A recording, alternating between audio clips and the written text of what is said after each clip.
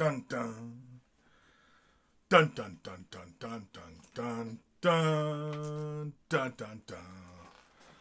Dun, dun, dun, dun, dun, dun, dun, dun. Oh. Face is obscured. You only get the microphone today. Where am I here?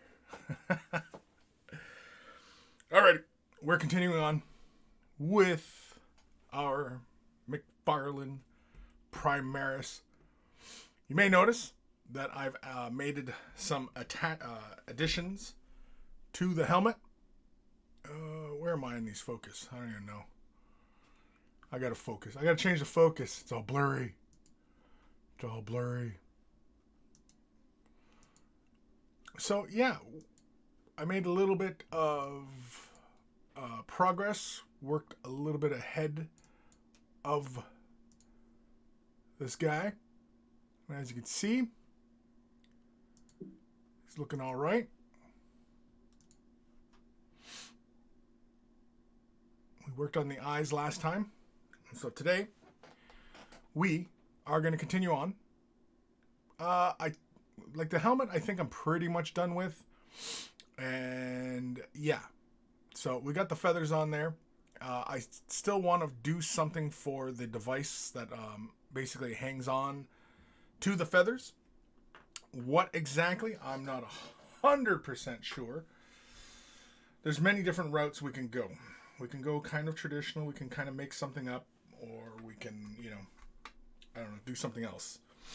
As far as the torso is concerned, I'm pretty happy with how the chest crest looks. And yeah, now it looks really pristine in comparison to the rest of the armor, so I'm not 100% sure if I'm going to change that. I also picked up, I've never used this product before, but I picked up some Tamiya flat clear. So I'm going to seal this model in the Tamiya flat clear. Now it is a flat color, so it will be obviously a very matte finish, but that is fine because we do want to preserve a mostly matte finish on the figure. And yeah. Oh, jeez Louise. That guy just jumped right off. Just organizing up my station here. Yeah, the head just popped right off the thing. Yeah, so we're going to continue work. I'm, as I ponder what I want to do for the helmet, I think I'm going to continue on with the weathering process. For that, we are going to use some X10 gunmetal. And we are going to use sea blue. Yeah, XF17 sea blue. We're going to use our spongies right here. And of course, we're going to use... Where's my tweezers? Shit, where's my tweezers? Oh, they're there. And we're going to use some clampy tweezers. Hail boop! Are you sure? Am I sure? No. No, I'm not sure. But there we go. Everybody can see the microphone in the way. So yeah, the other big question I have for some of you out there is the device, the chapter symbol is going to be white, just like the chest icon. And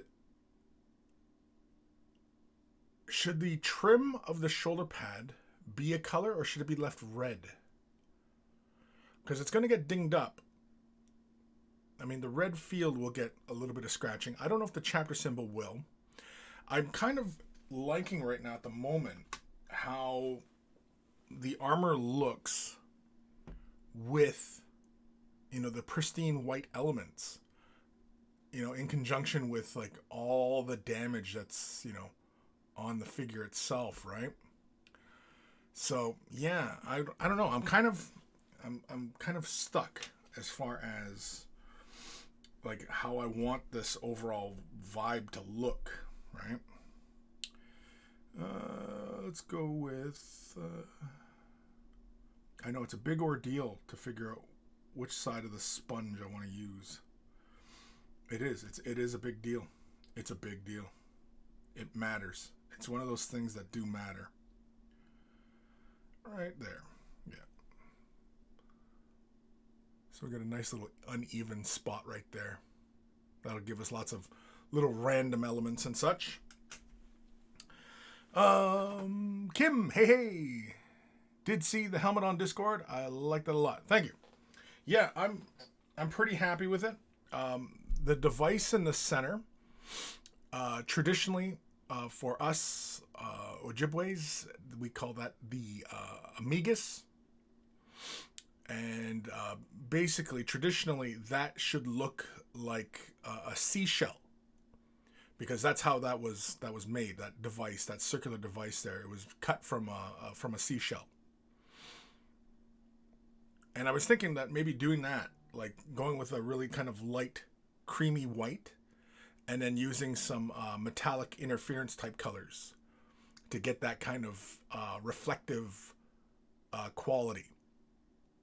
I was thinking about that. Or I was thinking about doing, basically there's 4 colors.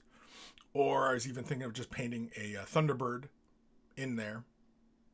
Like paint it like something, I don't know what. Because yeah, I don't want to leave it black. And yeah, I also trimmed it down and made it a little bit smaller. Some of you may recall that it was a pretty large looking thing on the surface.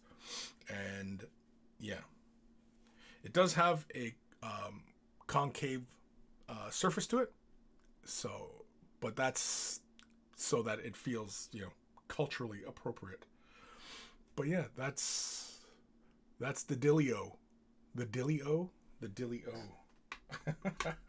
So we're going to continue on with the arms, because I want to get these arms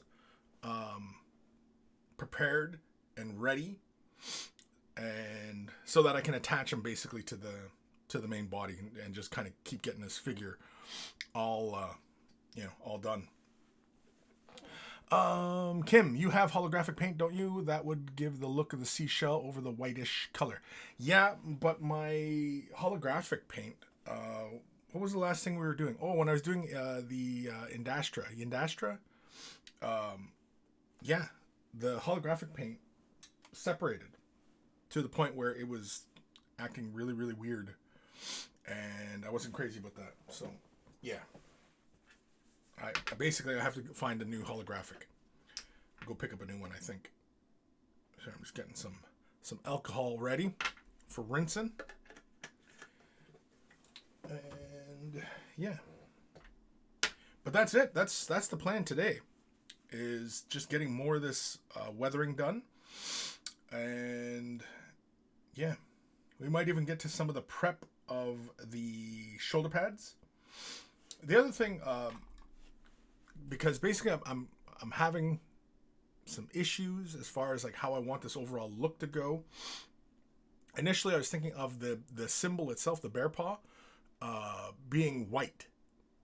But then if I have the shoulder pad trim colored in, say, for example, white, then it might be just a lot of white on the figure. But overall, it might actually, work out.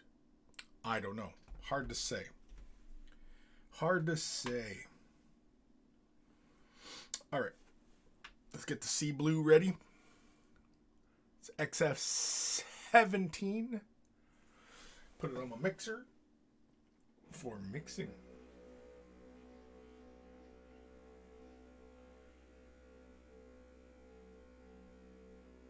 Oh, yeah.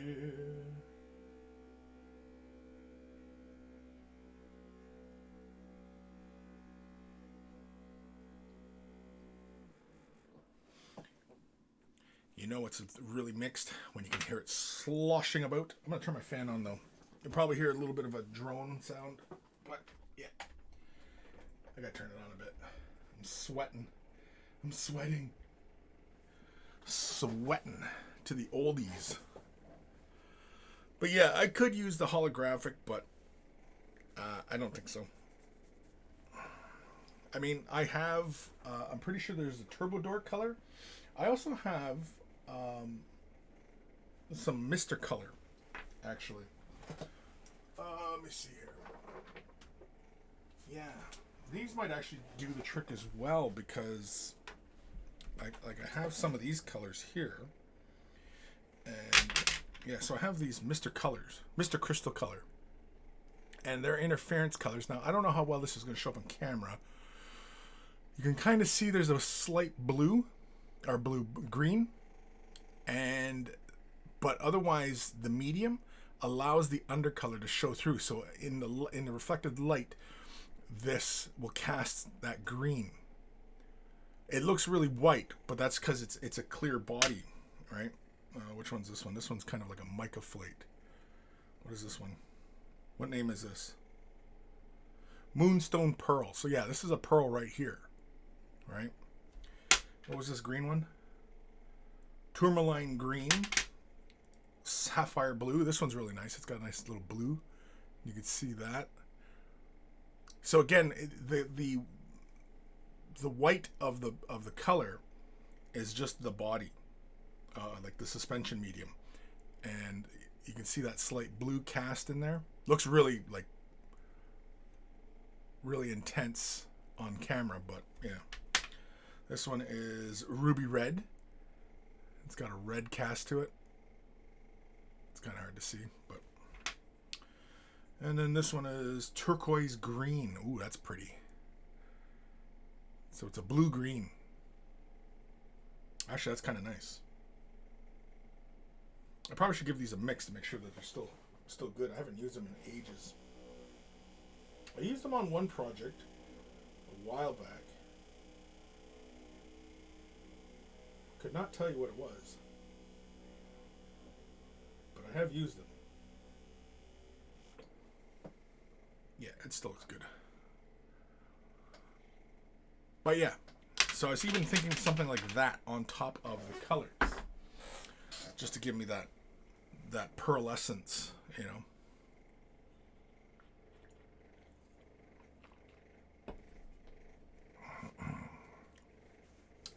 Okay. So, sea blue. Let's get to work. We're gonna get started on one of the arms. Now these arms, I was sanding in here the resin feathers. So now I've got like resin dust all over my figure. Who's that? Who's that stumbling around in the dark? Oh, it's Boop. Mr. Boop. Can you hear me? Yeah. Okay. I eat my carrots. Oh wait, hold on. I forgot. There's always something I forget to do while doing this. There we go.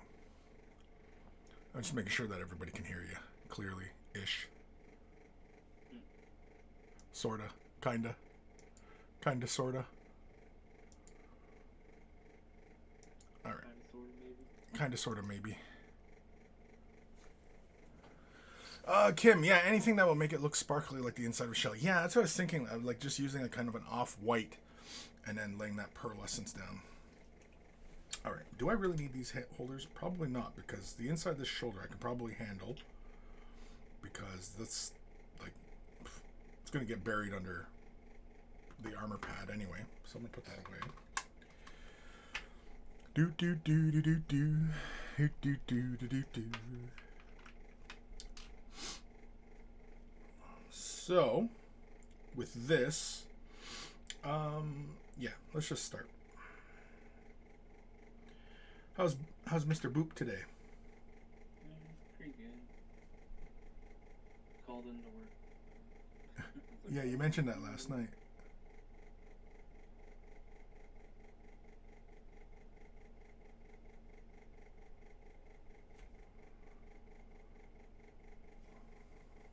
And then I decided on a scheme for my orphanage for the store painting competition. Oh yeah, cool. Just gonna do traditional golf, but I'm gonna weather the shit out of his arm. Well, not like super. Not gonna weather like Superman. like not super weather it, but like, you know, chip his armor and Right. and I discovered is using Caucasian flesh tones on like leather and like kind of like you would do chipping on metal makes it look like it's all like worn on the corners and stuff. Mm-hmm. Do a little bit of that.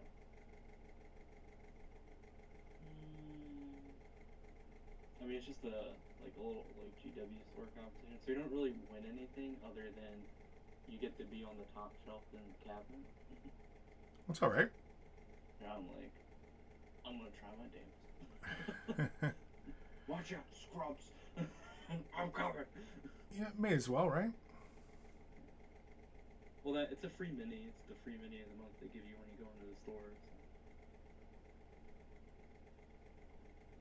GW recent, like for like I don't know, like what the last year or so, went back to what they did during the early 2000s.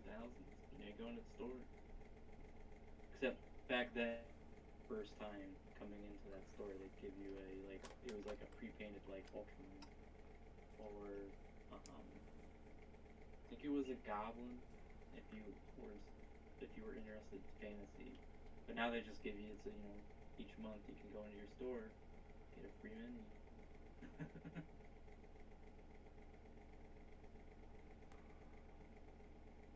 We can't really scoff at a free mini. Yeah, this month it was Knob, Orc Knob. An It's Orca not nub. like a set sculpt, it's just, you know, minis built from the Knob box.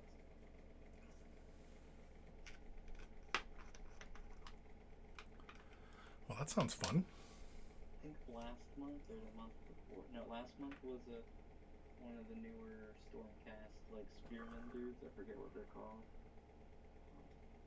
The ones that came in Dominion. There was like a special, I think it's going to be the sculpt they're going to put in those like little like booklets that you can get at like the front of a GW store where it's like $8. It's like a little hobby manual. Right.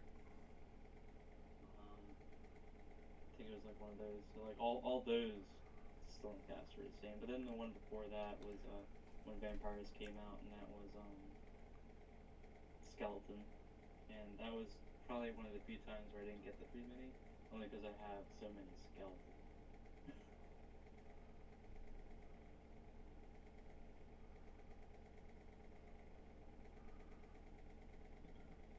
For this free mini, I guess the manager decided, hey, let's do a painting competition. Yeah, may as well. Yeah.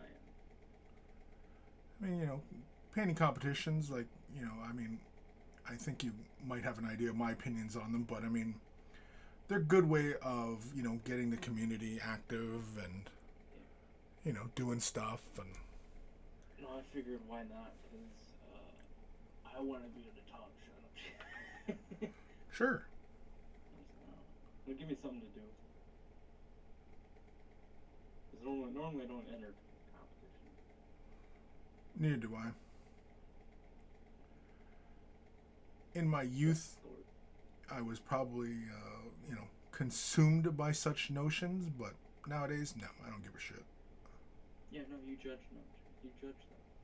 Yeah, I judge them now, apparently. Yeah. Yeah.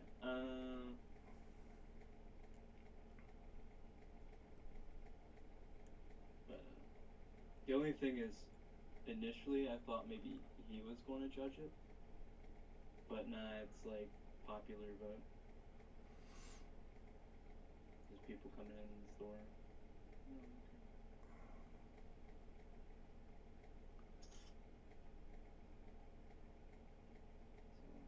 So, getting the knob ready for painting. Getting your knob ready. And kind of just browsing the internet for like projects to do that, you know, just for painting.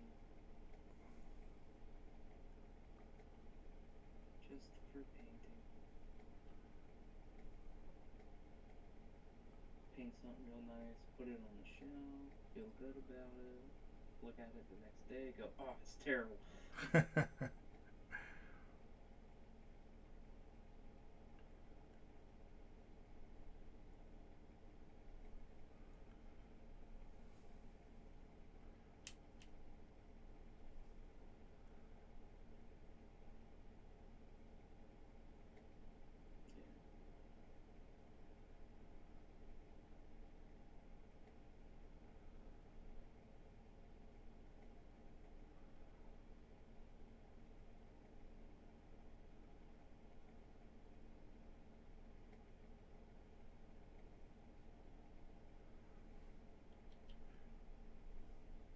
So what's new? Aside from that, just playing video games. What's your favorite kind of video game?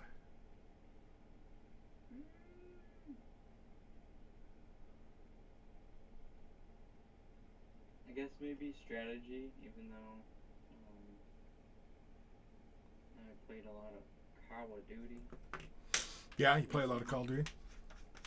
But that is because I wanted to finish the season, because that's the thing with video games now, is you do seasons. Yeah. Normal DLC. So I was like, I'll finish the season. So I did that, and then I just went back to playing like strategy games like Darkest Dungeon.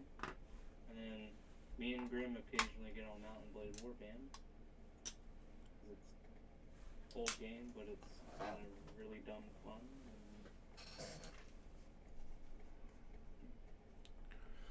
Yeah, I'm a bit of a freak for strategy games and such. I've been playing a lot of Darkest Dungeon. The one I would love to see come back, I don't know if it ever will, was a game called Dungeon Keeper. It's a strategy game. Basically,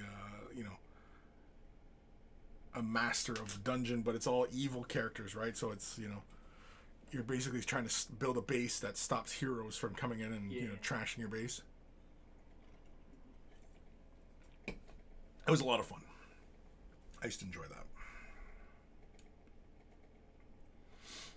I don't enjoy it anymore. Let's see, so recent strategy, Darkest Dungeon. I'll consider it a strategy game because a lot of, your success in the dungeon is management of resources and your team composition. Dawn of War. Dawn of War, it's a classic. Total War. Some of the silly little tile-based strategy games that GW came out with, like Armageddon.orcs, where you play as the orcs, and it's like one of those really old style RPGs where you're really zoomed out, and it's like the Fallout, like the first Fallout graphics in your little units. That. What was that? Black Powder Red Earth, which is like a modern style setting for a strategy game, but it kind of plays almost like a 2D XCOM, where your guys move around like tiles light up like an XCOM. Oh, that sounds fun. Company Heroes. I've never played Company Heroes. I hear that one's a good one though. If you like World War II stuff, yeah. Yeah, I likes me some World War II. Pretty good, and they typically give out Company Heroes 2 for free on Steam every once in a while. I really like, playing around in the World War II genre just because, killing Nazis is fun.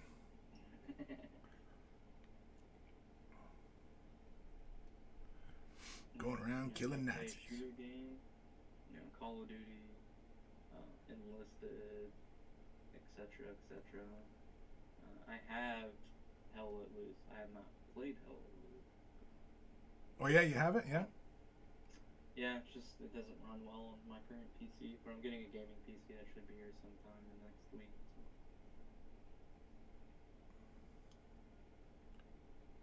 Aliens Fireteam Elite. I've been enjoying that. Yeah, I've been watching my son play that one. I don't play it, but yeah, I've seen him play it. Looks fun. It's not super horror like some people want in an Aliens game, but. Did you play Isolation? Yeah. How'd you like that one? Yeah, but I was saying people want their horror Aliens games, and there's Isolation. This one's a lot more not quite like Left 4 Dead, but it's a similar concept, co-op, horde, complete your mission while fighting off, a horde of aliens. Yeah.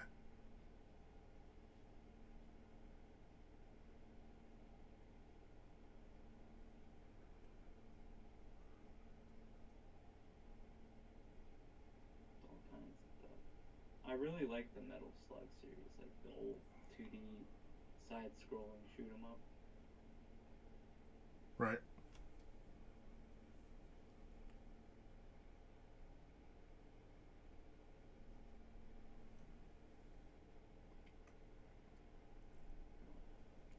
As far as World War II shooters go, though, currently it's been enlisted for me, and it's kind of fun, I guess. It's it's published by the people who publish War Thunder, and it plays kind of similarly, where you spawn in instead of an individual though, you spawn in as a squad. So it'll be you and a bunch of AI, like a couple. Well, it might be 2, it might be 7 AI, depending on how big your squad setup is for that class. And then when you die, if there's another surviving member of your squad, you spawn as them. And then it plays like War Thunder. You die, your squads have a respawn counter. But it's been fun because there are premium squads. I hate saying that, because most of the squads are balanced by you can only take so many weapons. But since it's a free-to-play game, they want to get the money from you somehow. Right. And the way is they have special premium squads that have more of the special weapons that you're typically limited to on the free squads. So I've paid, I think it was like $5 for my shits and giggles for the day on a squad that carries nothing but submachine guns.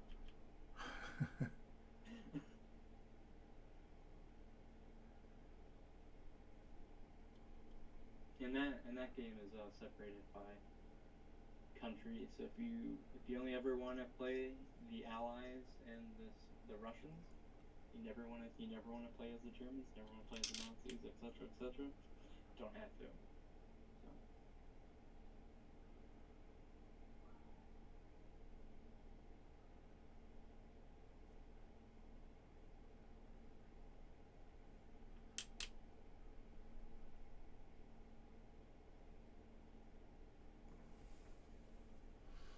But right now I'm doing my online shopping for a new project, and I think I might have found it. I'm not pretty sure. What you looking for?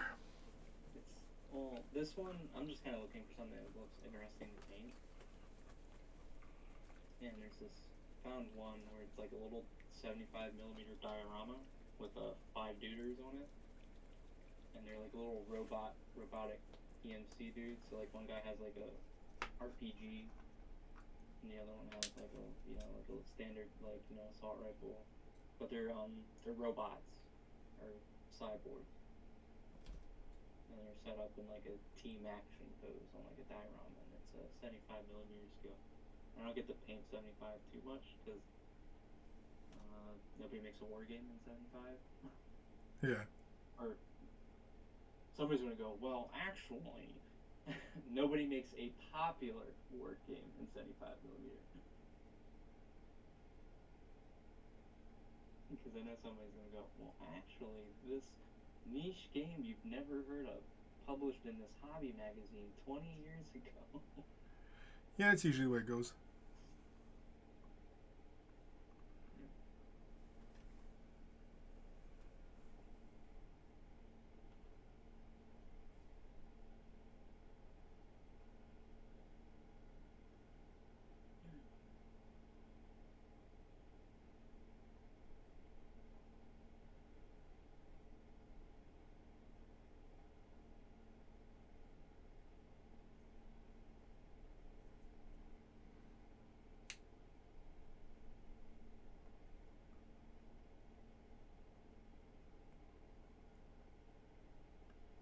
Yeah, I decided, I was looking at the orc, I was just kind of sitting there thinking, and I was like, yeah, I'm just going to paint it as a goth. And then chip his armor, and leather his leather stuff, and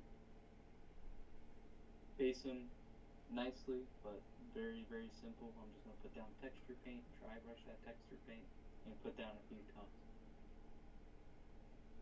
And the sad part is, that very I don't want to say, yeah, minimalistic basing will probably be one of the few minis with like the most basing on it, because some people just don't put stuff down there. Right. Well, at least at my store, there's a lot of like empty bases or bases with like paint marks all over it.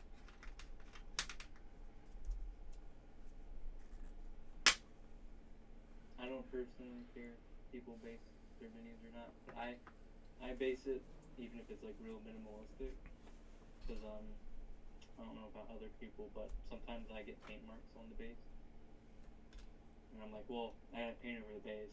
Okay, might as well just break out texture paint, slap it down there. Yeah, same here.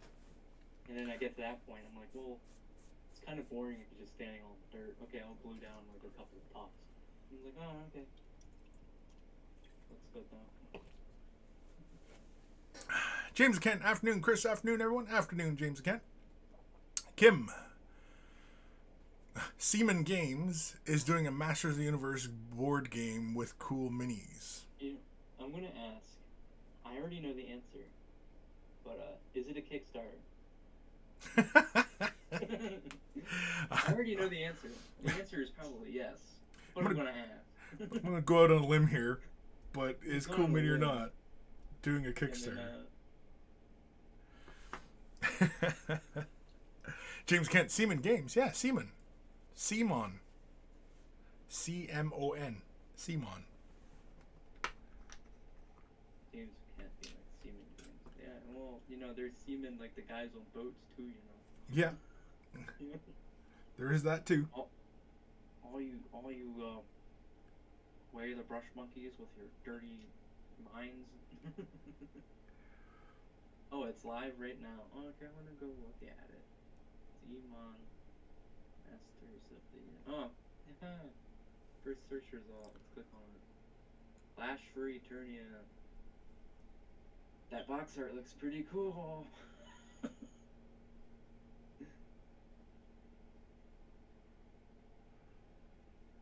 Oh, it's based on like the old art, because I see Tila is not wearing her new outfit from the new show. She's wearing her old outfit. Modern design, but it's the old outfit from the old cartoon.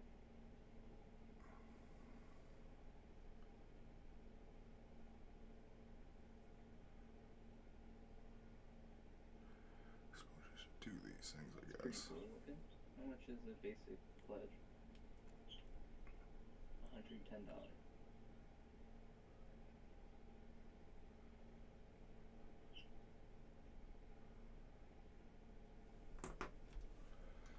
Do the shoulder as well. What's the super pledge get me? Okay, it gets me an expansion.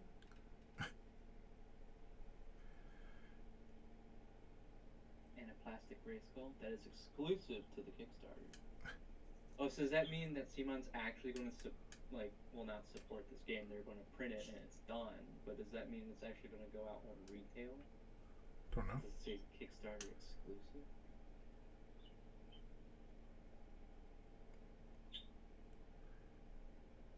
Well, if it just launched, I think I have time. 16 days, so 2 weeks, a little over 2 weeks to decide if I want this board game. I do like me some He-Man. Some He-Man? Oh, shit. Well, I think I told you I was going to do the Masters of the Universe in Slumcast. Yeah. Silent Joe. Yeah, you did. You did tells me.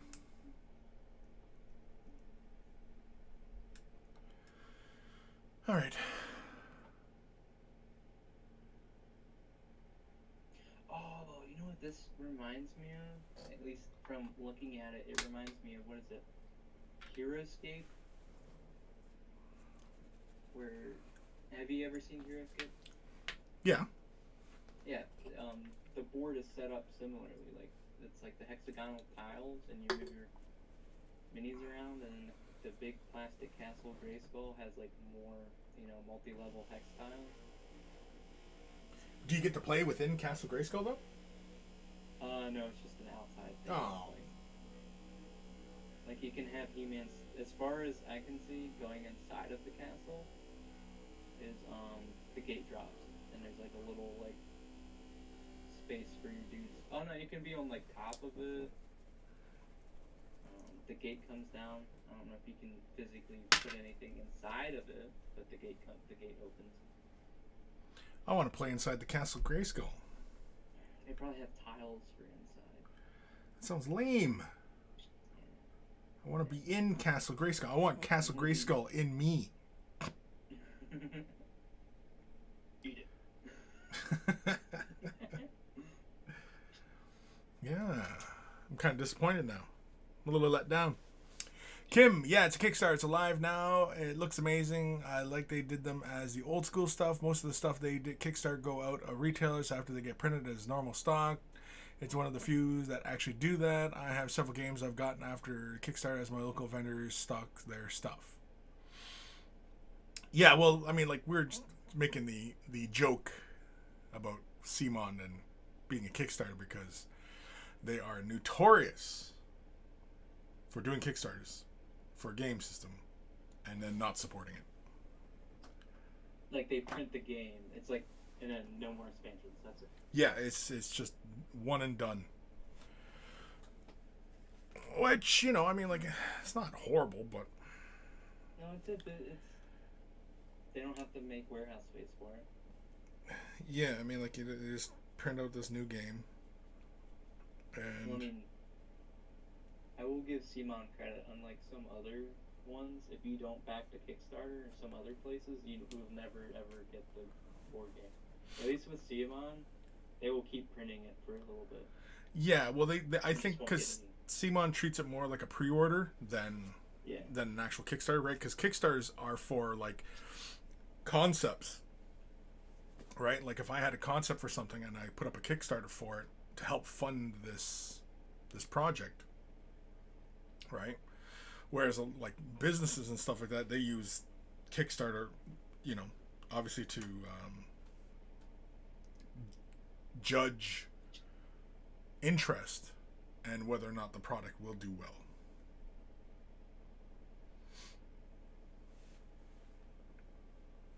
It looks like a genuinely cool board game, and I'm mighty tempted. Oh, they even have Skeletor and Panther. Like they have one on foot, and they have one as a Panther now. That's cool.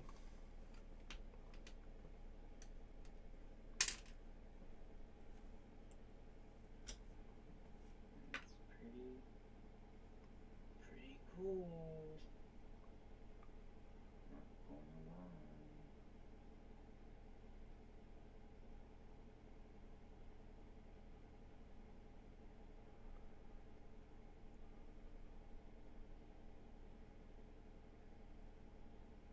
It looks like they only have one expansion planned for right now, and that's up on the, you know, you get the base game pledge, and then you get the one where it includes the expansion. Right. But it just launched apparently. So maybe there's some stretch goals and scroll all the way down.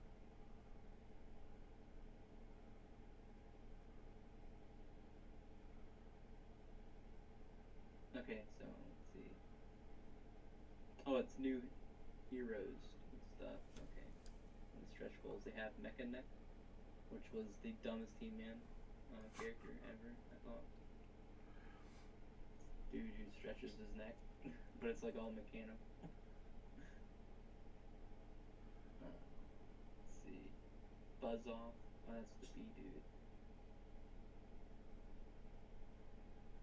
Spike Horn. Awful. You can really tell that He-Man was invented back when it came out to sell the characters, because some of these character names, like Clawful, he's like a large crab man. Oh yeah. Again, it was a lot of drugs being done in the 80s. Extendar, he's just looks like a normal dude, but you know, extendable limbs.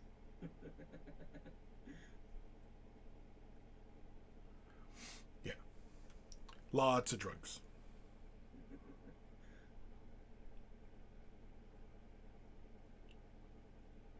See clamp champ. Oh, he has a big clamp on his arm. Well, yeah, he's the champ. Does he have the belt? Oh, he doesn't have the world title belt. He's in his wrestling undies though, but he's not. He doesn't have the world. He doesn't have the world champ belt.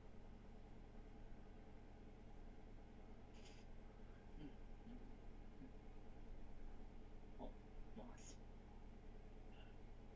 I wasn't even born in the 80s, but I'm, 90s baby. But they were still rerunning all the like 80s cartoons. Or the cartoons from the 70s and 80s. Because there's that like dark period of like a decade where, I mean, there was like new stuff, like new shows coming out, but it was mostly just reruns of cartoons from the 70s and 80s. Well, yeah, because it kicked ass. I mean, everybody was hopped up on drugs, but I mean, it was really kick ass.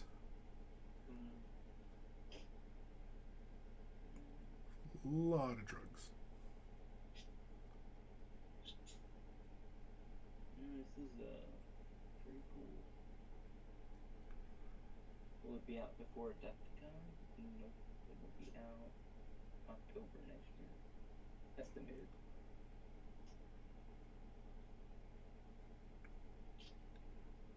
This product will not ship to Europe. Ooh. Just like was it Hasbro and HeroQuest? When they came out with like the new edition of revamp of HeroQuest, they wouldn't ship it to Europe. Why is that? It has something to do with licensing. This is what it says here on the Kickstarter for the He-Man stuff. This project will not ship to Europe. Unfortunately, due to licensing and contractual obligations, this project will not be available to Europe. Seems silly. But good news, if you live in Australia, they didn't leave you out. You just gotta pay almost as much in shipping. Jeez.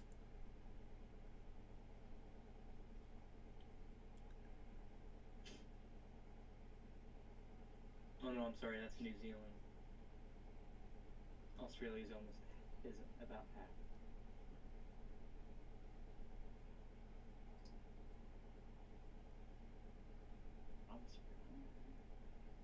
I guess somebody in Europe has the He-Man license, maybe? Or the Masters of the Universe license, I guess, to be correct. Right.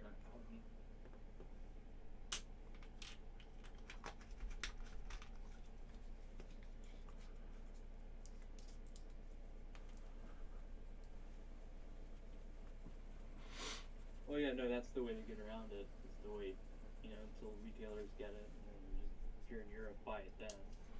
I was just surprised. I guess somebody else in Europe has their rights to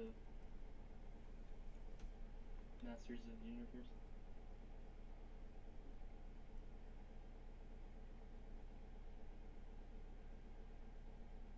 So, yeah. That's what it looks like. If you don't get the plastic gray skull from the Kickstarter, it's basically a two-dimensional terrain tube. What's the name of that game where with the hex tile? Heroescape, that's it. Just two-dimensional Heroescape with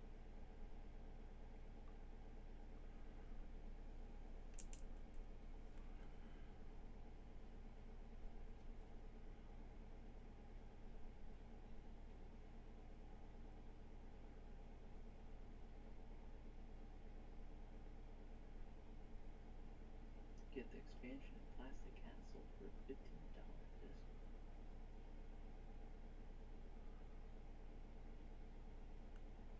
So you gonna get it?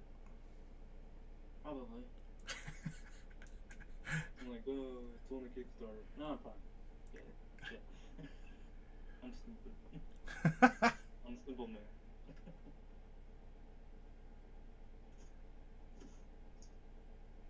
Well, I mean, if you're a big He-Man fan, I mean, it's kind of a no-brainer, no? I wouldn't say I'm a super big fan, but no, I like He-Man and I like board/war games, so it ticks the boxes.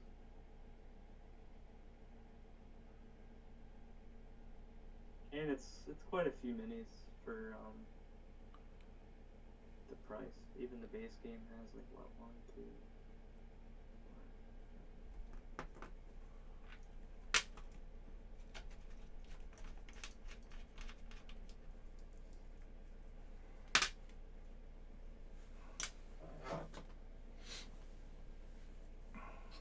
34 minis in it. And that's not counting all the freebies you get for backing the Kickstarter.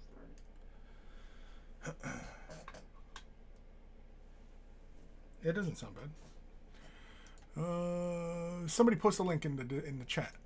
Let me see. I'll do it. Let me see. I'll check out this Kickstarter here. There you go. Oh, couldn't post a link. Oh, would it let me post it? Yeah, post it in the playground in the Discord. Gotta find it there. Right under the one guy who keeps going on and on about Biden and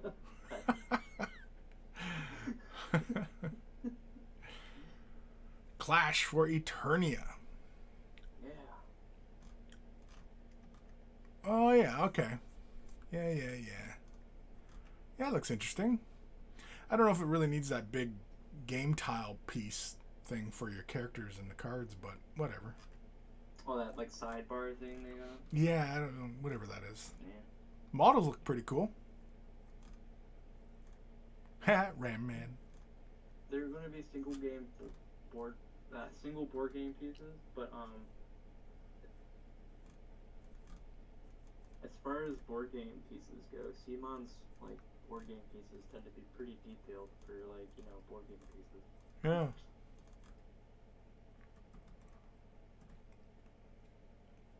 Yeah, I'm not. Yeah, the plastic dashboards. I don't know if they need the plastic dashboards, but whatever.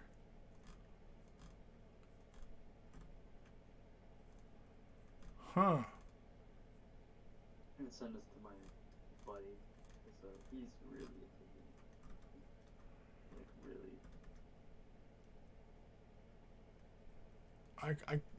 I kind of want Castle Grayskull. Oh, it's not that big though. No, it's not that big. It's big enough for you to fit like a couple dudes on like a ring and fight. And the gate opens. Oh. I think I don't think he can actually physically. That would have been cool if it was like, okay, so you fight outside. Now there's another piece where you put it down that's like the size of like the normal battle ward. Now you gotta fight inside. Yeah. I do like that they have like the little hilltop hexagonal patterns and stuff like that just to break up the board and everything. That's kind of cool. That's what I was saying. It reminded me of your escape. Yeah.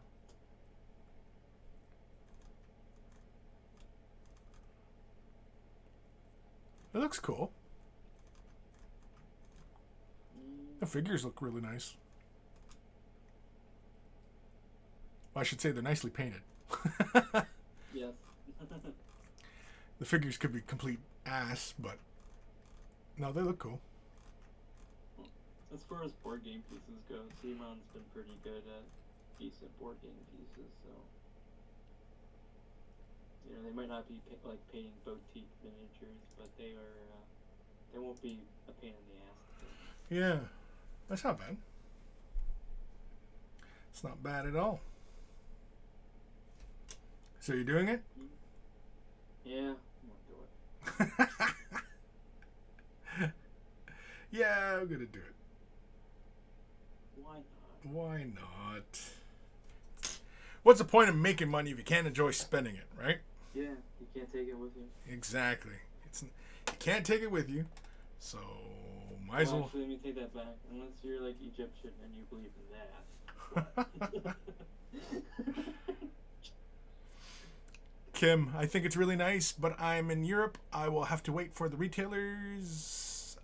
Angel Geraldas painted some of the models on his YouTube channel. Cool.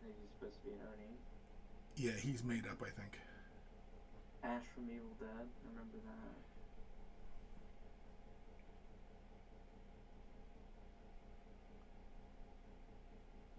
that. Oh, Freddy and the Pighead from Saw. Yeah, I like. Oh, Leatherface. I like the piggy from Saw. As a playable character, it's just really cool. Oh, okay. So Mike Myers was like the first crossover character.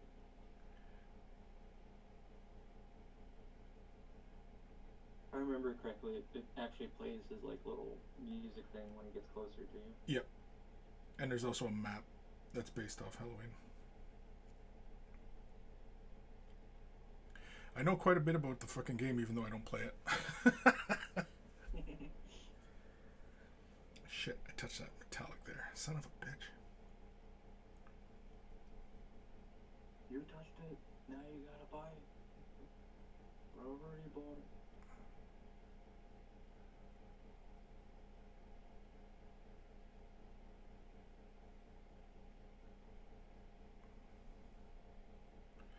Give that a second. Let's see, what comes up? The Gen Con start?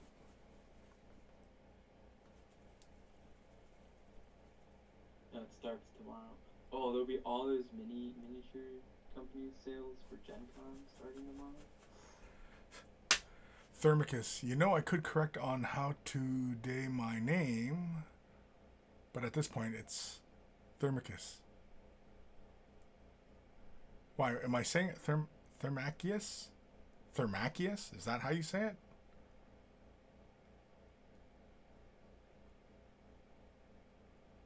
Thermalicious? You're right, I'm completely butchering it. You are the name butcher. I am the name butcher. It really should not be shocking that I'm completely butchering the name. I'm kind of... Have you seen the new McFarlane line for 40K? Like the new releases? Yeah, the new... Reaver. Yeah. The Mega. I'm not really sold on these. I'm not particularly fired up for those orcs. Yeah, he kind of looks funny. The Gene Stealer looks cool. The Gene Stealer looks cool. I'm not particularly fired up about the Marine. The artist-proof Gene Stealer, where it's the young girl. Yeah. Young girl. Yimgarl. It's all good, man. Thermalicious. Yeah, Thermalicious. I like that name better. Thermalicious. He's got Thermalicious.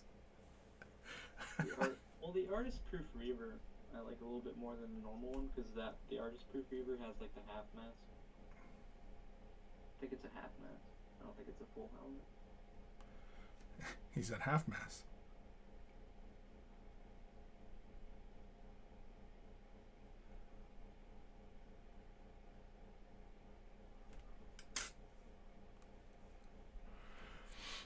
Thermos.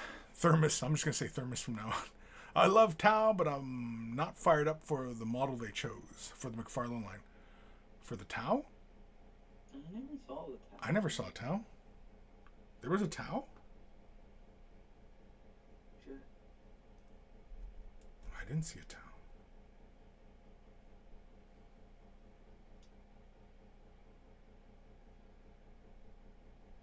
I want to see a Tau. I think it might have been older.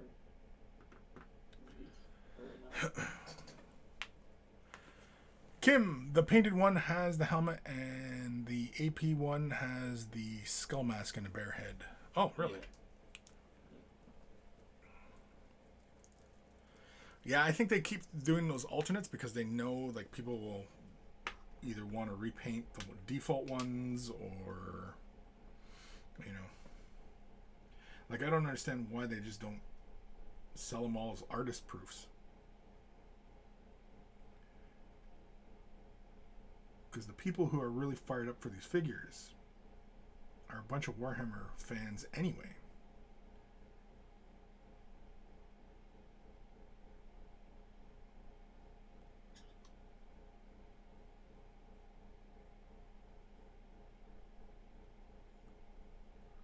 if you follow AOS, Chris, but the Cool Boys, i.e. the new orcs for Age of Sigmar, is getting their pre-orders Saturday, and models are pretty cool. There's a orc shaman riding a giant turkey buzzard. Yeah, I seen that. I seen that when they did the reveal. Yeah, when they first promoted like a month ago or something. Yeah. I'm excited for the dude riding the big like swamp sloth thing. Yeah. Yeah. There's all these things coming out. I don't know if I'm gonna have time for my own projects. If I'm gonna keep doing things that, you know. Gotta stay relevant for them clicks. Yeah, exactly, right. I can't remember now. No, yeah, it came out already. Yeah, because G-Dubs sent me. Oh, they still sending you stuff? Yeah. They weren't like, this guy talks shit on our stuff. Fuck this guy. You know, I'm kind of shocked they don't say that. You know, so yeah, they're pretty damn good about it. Yeah, because they sent the chariot for the Stormcast and the big, what is he called? Break-a-Boss? Yeah, he's Break-a-Boss. I really like the Break-a-Boss. That might be the next thing I start up. Break-a-Boss. I don't know what the Break-a-Boss looks like. It's well, just look up Orc War Clans Break-a-Boss. It's a little dude riding like a big troll.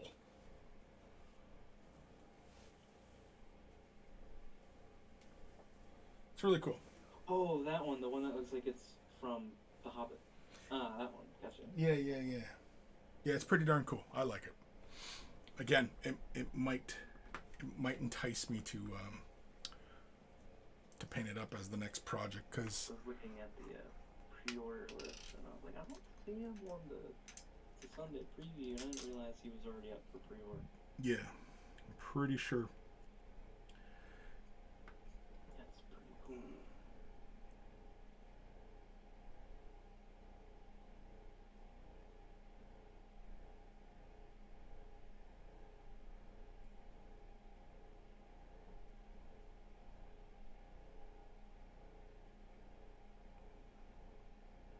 I better look at all the pre-orders, because I don't think I looked at all the pre-orders.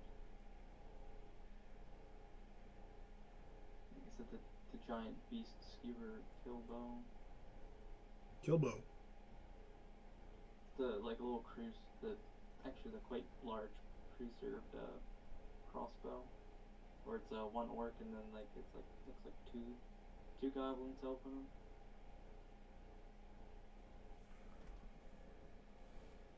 A big Scorpio or whatever those big giant crossbows are called. Ballistas? Ballistas, yeah.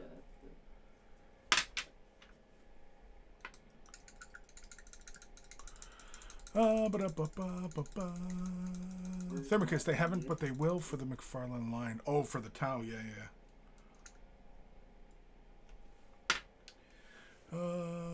Kim, then people buy both, and would buy both just to have different heads and different weapons. Yeah. James Kent, the orc turkey thing is begging to be converted to a Lord of Change. Oh, yeah. The new orky thingy. Fuck, I don't even know what the fucking names are.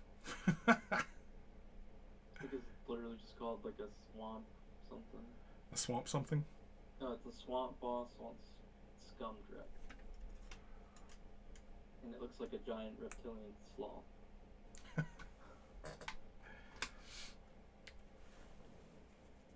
But yeah, it is kind of surprising that G-Dub still sends me stuff, because I do talk shit. I don't think I talk too much shit, though. And it's more like, constructive criticism. It's not like I'm just up here saying G-Dub sucks without, providing any kind of context to it, right? least I don't think so. I don't know. Am I a bad fanboy?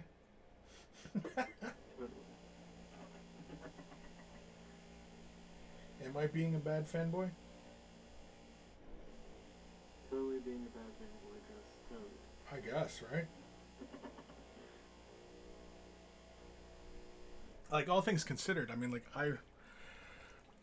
Games Workshop has been a huge part of my hobby lifespan, you know? Like, I was mostly saying all of it, Taichi. You are a bad fanboy, Chris, because you play Samha and Eldar and not Ultramarines, okay? You're a bad fanboy. I mean, I don't disagree. I am a bad fanboy. If you were the good fanboy GW wanted, you would be painting Ultramarines. Yeah, true. Alright. Let's get to the fun stuff. Forge will restock Shadow Specters. They didn't restock the Phoenix Lord for them or the Exarch, but they restocked the Shadow Specters. Oh, yeah? Mm-hmm.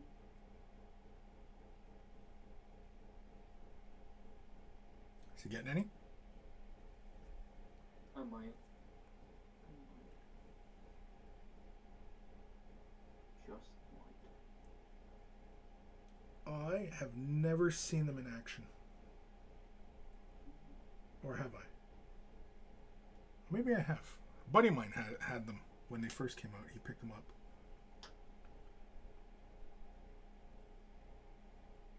Yeah, but I got my list for Adepticon until I build my list and go, well, you know what? Chris said he did. See, Shadow Spectre. I could bring my old way and then throw in some Shadow Spectre. You could. Oh, yeah, I'm not doing the late. I mean, I painted all this at late talk for Adepticon and bring them. Well, Aspect Warriors don't have to be painted in the craft world, eh? They don't, no. But like the Banshees from my old way are, there's actual a scheme that kind of matches. It's a Cult of the Ebon Witch. And they are black armor with bone accents.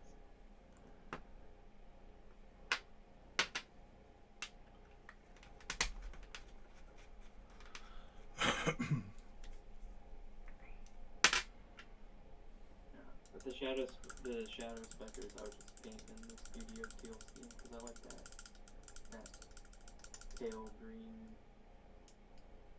color. That or as like the Forge World art from the book has them as like a white, like a ghosty kind of white with teal blue like tabards. Yeah. I don't know what their color scheme is supposed to be. Well, the only pictured art of them official from GW is like white with transparent like rope things. Oh, really? And their crystal things are like a light blue. But that's like saying like what's the official scheme for, you know, insert Aspect Warrior. Well, at least with Banshees, I don't know about Dire Avengers because I only ever just paint on that blue. Yeah, Dire Avengers are supposed to be blue. Banshees are supposed to be a bone. Scorpions are always supposed to be a green. Dark Reapers are always supposed to be like a black. All the different like Banshee shrines, or there might be a different dominant color, but bone is in there somewhere. Yeah, typically the armor is bone. It doesn't have to be, but typically, as they describe it. Because like in the lore, there's Cult of the Ebon Witch, which is like black armor, but then all the head crests on their like helmet, or their helmet in general, is like bone. And then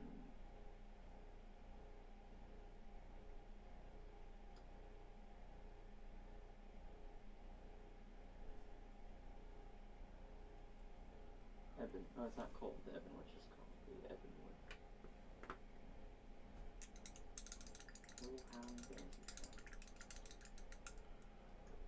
Crimson Scream. But yeah, as time has gone on, the color schemes for aspect shrines has broadened, and then even you can go as far as like painting them up like their craft worlds. That's fine too. Even though, like in the background, they say they do not have affiliations with the craft worlds. Like once they join the warrior shrines, they leave their ties behind of their craft world. I just paint my banshees for the old way as the Ebon Witch because it just happened to be a shrine in the lore that has black armor. And I was like, oh, that works.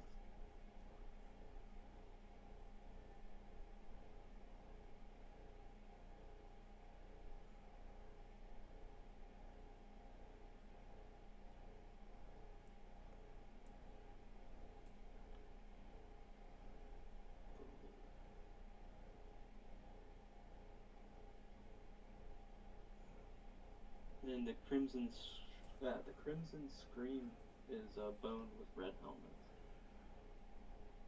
So yeah, it's just like bone is a color somewhere in this game.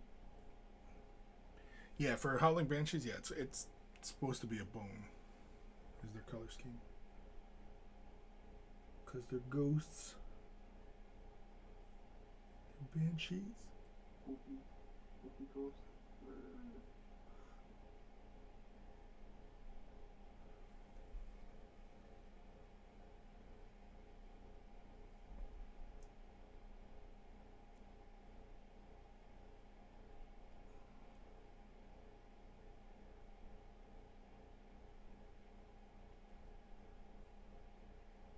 Kind of sad that the Nightwing is the only Eldar flyer left on the board. Yeah, who knows what they'll do.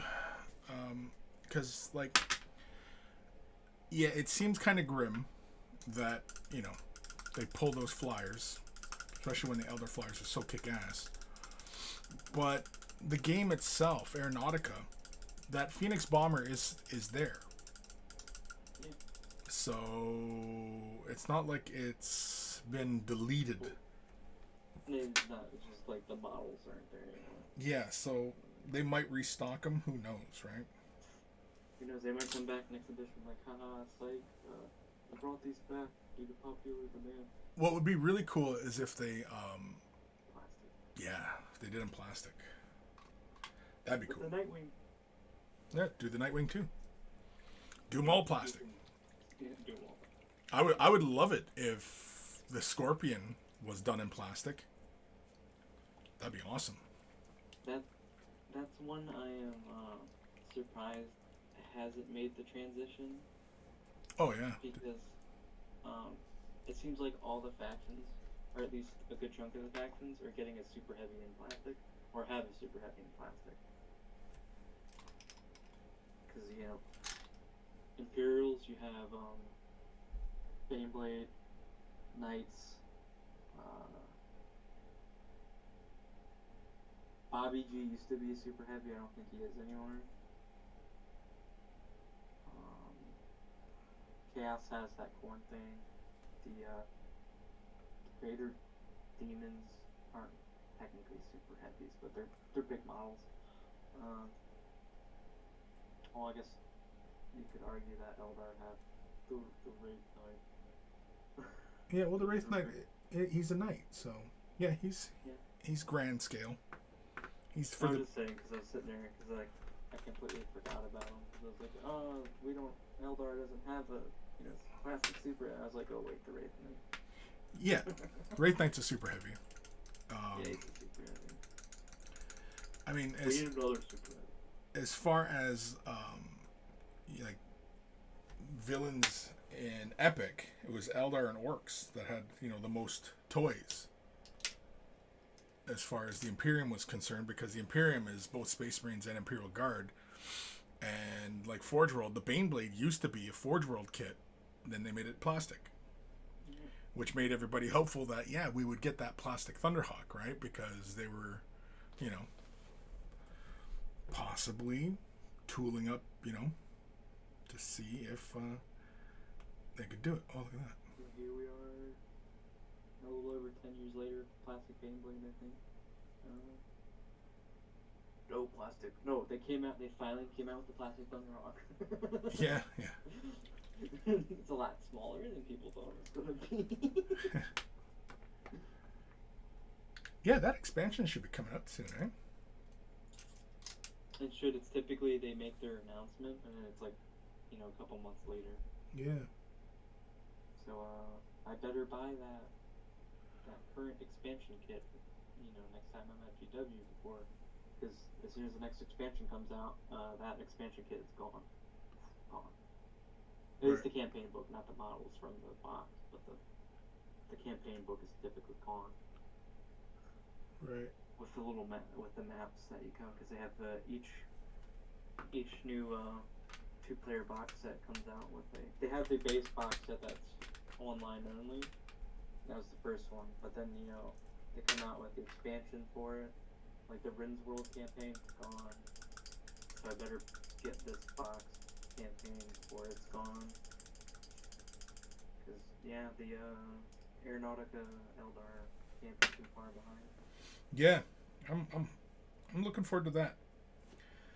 And you bet your ass I'm going to paint those Eldar flyers like mine. You could bet your ass. Go ahead. What would you bet your ass? Oh shit. The Imperium versus Tau 2-player box set is not on the GW site anymore. So that Eldar box is coming soon. Yeah, it's got to be.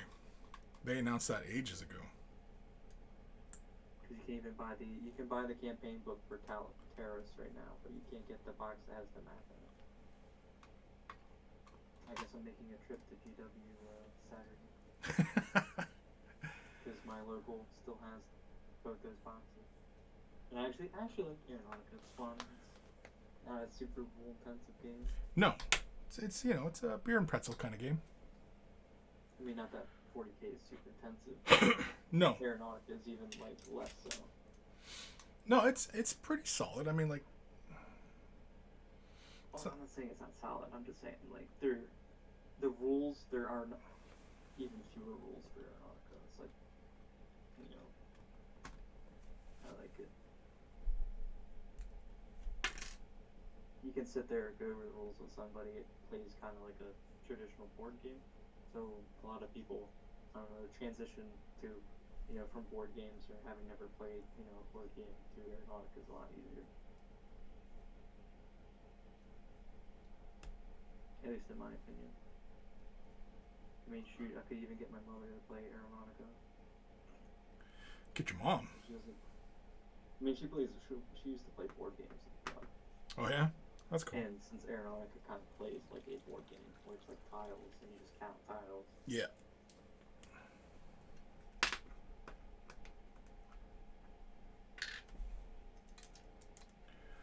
Do do do do do.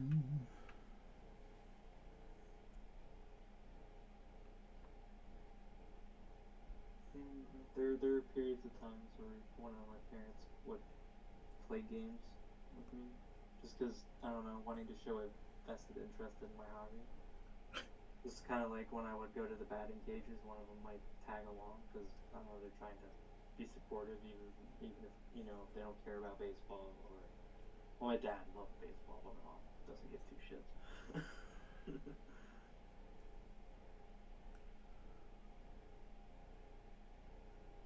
Well, I never really gave a shit about football until my son started playing. And then, you know. And then, for some reason, you have the Pittsburgh Steelers, and I don't understand why. Well, actually, I liked the Pittsburgh Steelers before I really got into football. Because I used to always play NFL 2K with my brother-in-law. Yeah. And I always used to take the Steelers because, well, on paper, the Steelers at the time were really, really strong. The ones winning the Super Bowls. Yeah, exactly, right? So that's why. You know, it was just gaming my brother-in-law, because he would always pick the Raiders. Yeah, Chris, your favorite team's the Steelers. Name 5 players. I could probably name you 5 players. It's it's a joke, because, Oh. you know, you go, like, you tell people, like, oh, I like, you know, I actually kind of like this band or something. Like, yeah, we'll name, like, 10 of their songs. Yeah, name 10 songs, yeah. It's like that. Like, you can like something and not be, like, super nuts with it. You can just go, oh, I like this song, man. Yeah. No, Like, going back to the flyer, I am happy the one that they kept is the Nightwing, because I like that was the one model where it's like, if I was to get a 4-year-old Eldar flyer, the Nightwing was, because that one had the movable swept wings on it. Yeah. And it's a good model on the tabletop, and it's a fun, easy model to put together, and you know, it just looks good. Oh, you put it together? What's that? Said you put it together, because I know you have like the Phoenix and stuff and the Vampire. Yeah, I have 3 Nightwings. I have 3 Nightwings. I have 3 Phoenixes, or 4 Phoenixes, 4 Phoenix bombers, and I also have the Vampire as well. Vampire's the big one. Yeah. Which they've constantly nerfed to death. They just nerf it and nerf it and nerf it. Because Chris, it's Forge World. It's automatically, everybody thinks it's better, even if it has garbage rules. Yeah, exactly, and it's ridiculous. And you know, the last rules write for it was just atrocious. What they did to it, and they basically just took all of its flavor away. And like, I'm not sure why, or like why they do these things, where, you know, for example, a Xenos army or anything that's not Space Marine, if it gets any kind of attention or, you know, works well on the tabletop, it gets removed from that army and Space Marines get it. And I don't know why they do that. I have no idea. Like, that just seems really, really boring. To just make it all just kind of, you know, I don't know, samesies, you know, like where's the flavor, right? If it's because they look at it through the lens of, you know, competitive gaming, well, I think that's a huge mistake, because competitive gaming in 40K is silly, you know. It's silly, but a good chunk of the community doesn't realize that. Well, yeah. Or a vocal chunk of the community doesn't realize that. Yeah, it's largely pointless to really get worked up over these kinds of things, even though everybody, you know, again, it's because everybody wants to be right, and everybody wants to prove how smart and how good a 40K player they are, and ultimately it's largely pointless, you know. I was just seeing if I could reconfigure my list to fit a night thing in there for Adepticon. Could drop 3 Vipers for it. For what? Nightwing. Oh, yeah. 3 Vipers for a Nightwing? Yeah. It's 3 Missile Launcher Vipers versus a Nightwing, so I'm not quite sure. That's not a bad trade. I mean, technically, I think the Nightwing has more wins than 3 Vipers. No, I don't think so. No, Vipers are what, 8 wounds, I think? 6. 6, yeah. And a Nightwing is only, I think, 10? 14? Okay, well, it's better. Right, but I mean, a full squad of 3. Yeah, that's 18 wins. Yeah. I mean, I can fit 1 in. But the thing is the Nightwing, you know, it's not getting charged by too much. It also has an additional -1, I believe, to hit, because of its Eldar rules. Here, let me see. Let me. I think the Forge World stuff is on the app, isn't it? You know, each time this model makes an attack against an aircraft, add 1. Oh, that's airborne. This model cannot charge. Can only be charged via that fly.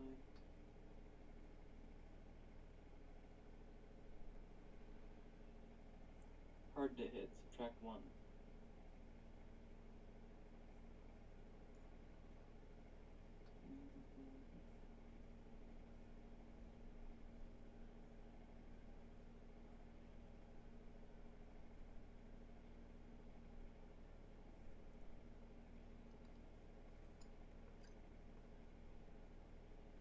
I can also drop the Wraith Blades with Ghost Axe for 3 Vipers. You can give them all dislaunches. Could do that. Might do that. I could. Or I might. I think I'll do that. Yeah, Nightwings are pretty good. 220 points per. Not horrible. Yeah. No configurable weapons though. But 2 bright lances. Yeah. And 6 shots with the shuriken catapults. And shuriken cannons are pretty damn good. Mm-hmm. It automatically comes with the crystal targeting matrix, which is handy.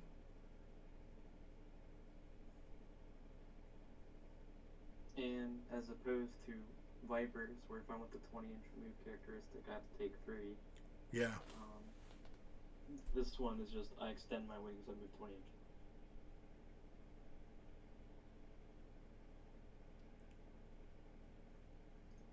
Damn, did they even pull the Phoenix bombers out of the app?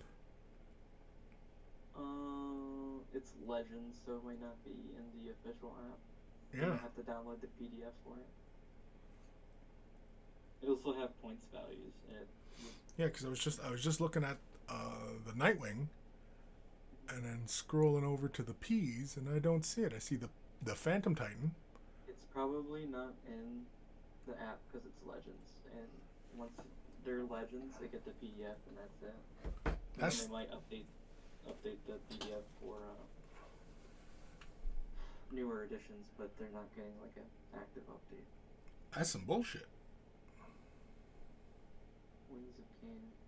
But I have up the Not app, the other army builder a lot of people use, so I can look at the The Not app? Yeah. What's the Not app? The Scribes of Battle. The scribing of the battling? Yeah.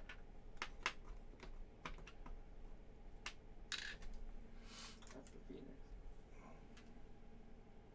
Oh, there's the Vampire Hunter and the Vampire Raider. Yeah. I have the Hunter.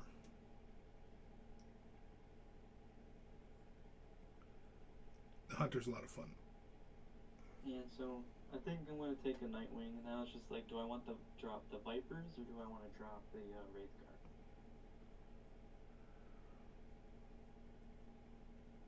I would drop the Vipers. Keep the Wraith Guard. We were talking about this last time, weren't we? Where basically you're going to want something tanky to at least try to hold objectives. Oh, I'm sorry, Wraith Blades. We decided on Wraith Blades now. Yeah, Wraith Blades.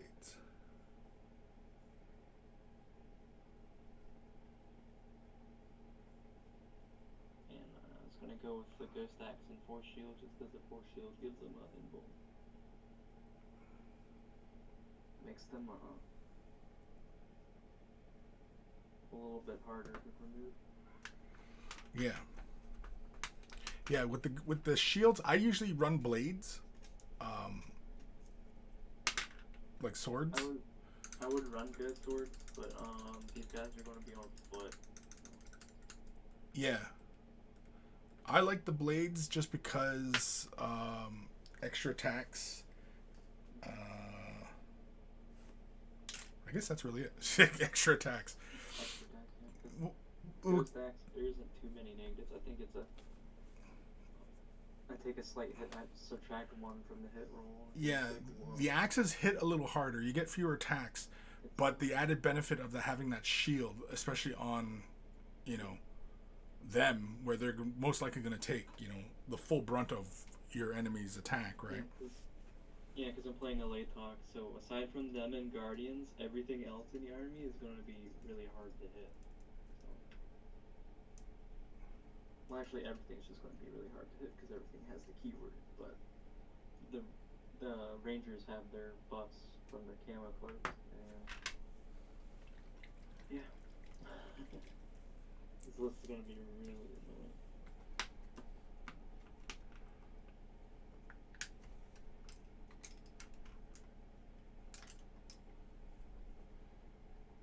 Yeah, Ghost Axe is when attacking, subtract 1 hit roll. It's +2 strength, -3 AP, and then DQD. Wow. Were you doing the Owen Wilson wow? Wow. Wow. Wow.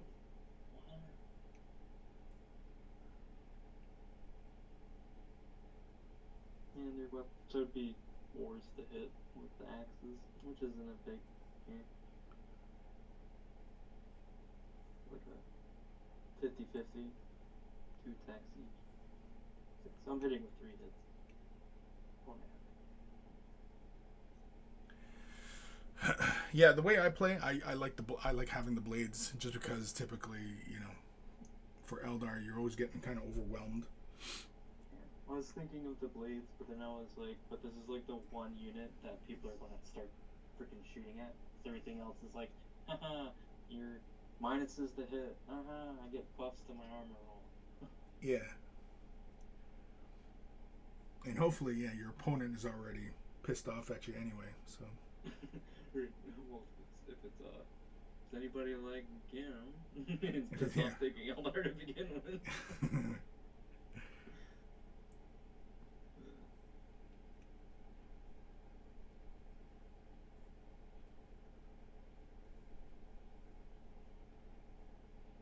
And I can always take, like, what is it, Guide or whatever.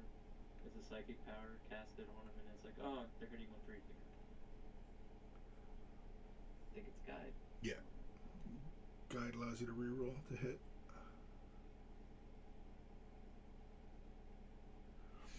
That makes things cool. The Forge Old Scheme is even like, so I can just copy where they put the yellow.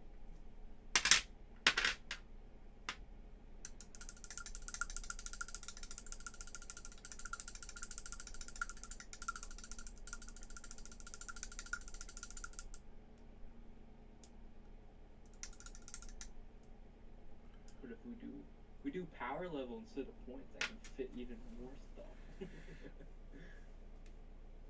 I think power level would be better anyway. That way, you know, it keeps it friendly. Have the unit how you want. Yeah, it doesn't really matter, right? Because it's a friendly game anyway. Supposed to be. Some people have grudges to settle. No, I'm just kidding. Oh yeah, you weren't there last time. Yeah, we had one player. I was Yeah. drunk. Well, yeah, okay. Well, yeah, you weren't there though. I mean, you were there, but you weren't there. I wasn't mentally there. Yeah, you weren't mentally there. Anyway, we had a fella at the game who was pretty serious about what was going on. I think he kind of left too in a hurry. I think he was like a custodian player or something. He was an Imperial anyway. I just remember there was a custodian player there that got smushed. Like Yeah. the first few turns. Yeah, I don't remember. I'm sure Grim or Matt probably remembers. But yeah, there was Grim has like crazy memory. crazy memory Crazy good memory. or just crazy memory. I don't know, he plays Admech. True. He is one of those players. I mean,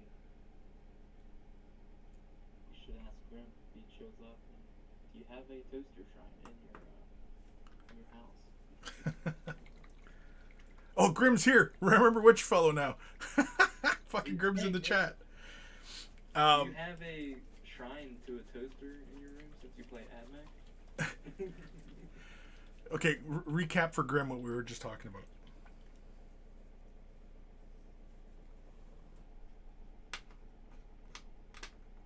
Oh, you want me to? Okay, Yeah, you're the only fucker in the room, man. What do you mean?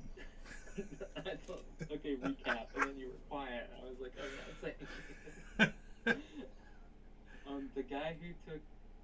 the brush game last Adepticon, like really seriously, what faction was he playing? So I think it was the Custodes guy.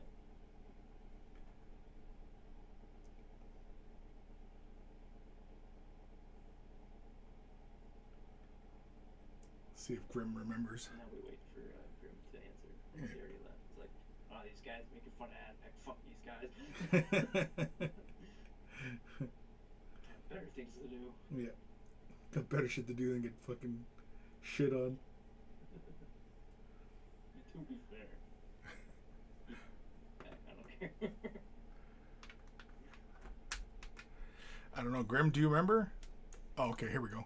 He was an Imperial Soup. He was mostly custodians with a knight. Yes, he had a knight.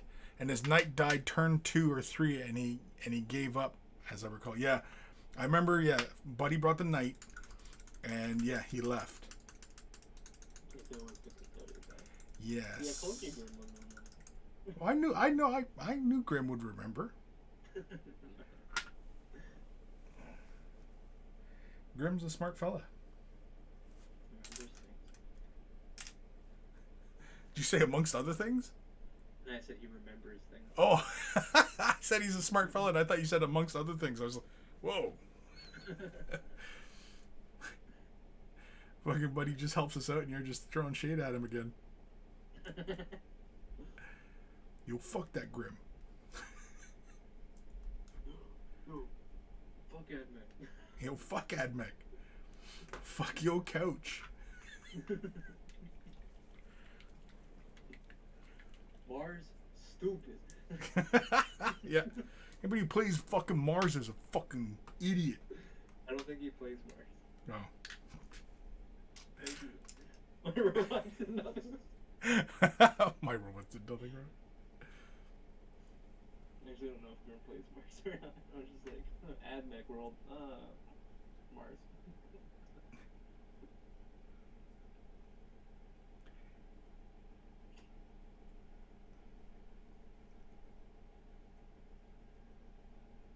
Yeah. Exposing my strategy for Adepticon while Grim is in chat, he's just gonna take the Admech one that's good at shooting. And he's like, oh yeah, boop, all your -1s to hit. Yeah, I just ignore all of them. Yeah. Oh, okay. I'm fucked. My whole plan. Down the tubes. Be like that Sailor Moon guy. He's like, I came, or it's like, my job here is finished, but you didn't do anything.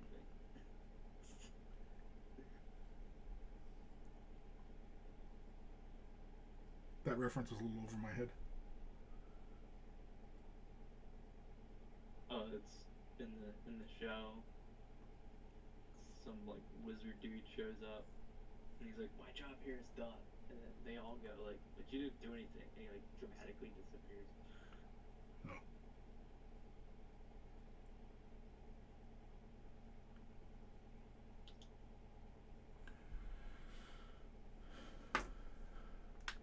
Except getting eaten by a plane at the first game. By the death guard. I have no idea what we're talking about now. Did you guys play multiple games that night? No, because the first time we Oh, the first year. And Yeah. The second year, actually. yeah, Matt had made the rules where basically giant fucking comets were coming down and hitting the battlefield and just destroying entire divisions of troops. Yeah. Remember, what was it, the second year, you wanted like trench warfare gases and stuff, and like if your model didn't have like a gas mask on it or like a fully enclosed helmet, it would take damage. I was like, man, that's a little extreme.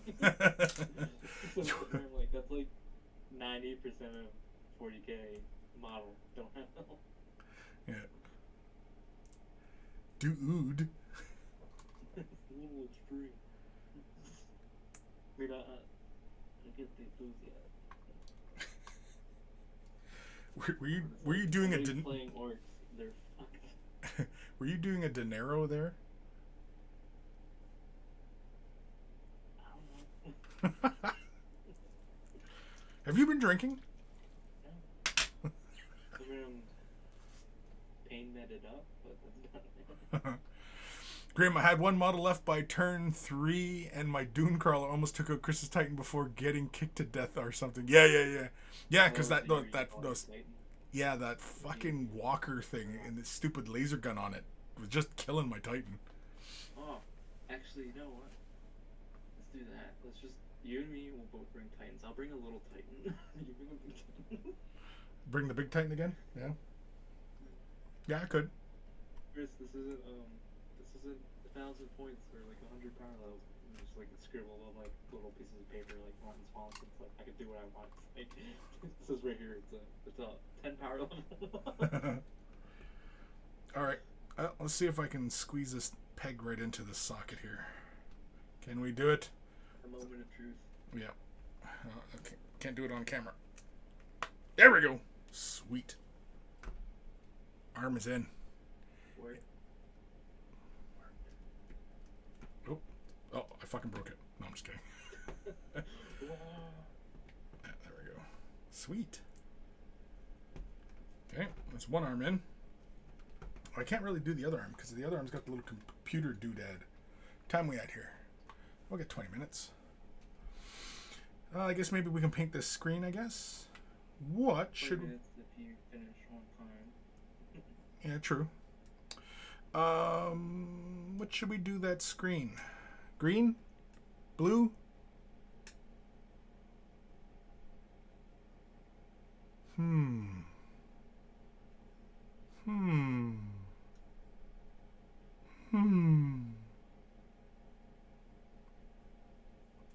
Any ideas?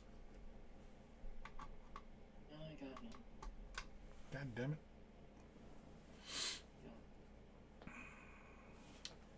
I'm not sure what I want to do that screen.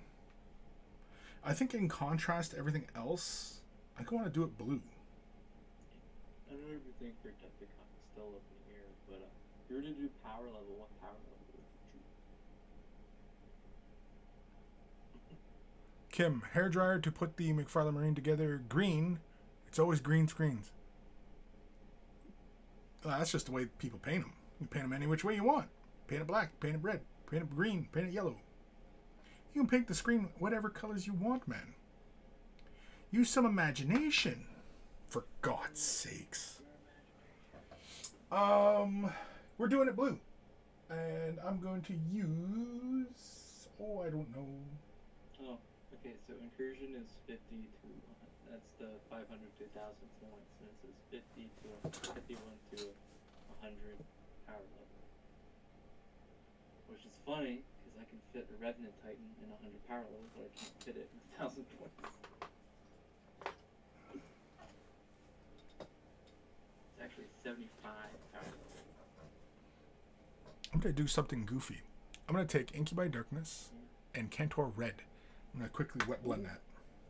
Wait, Cantor Red? Or Cantor Blue. Yeah, you heard me. Cantor Blue, Cantor Red. Inventing new colors? And fucking...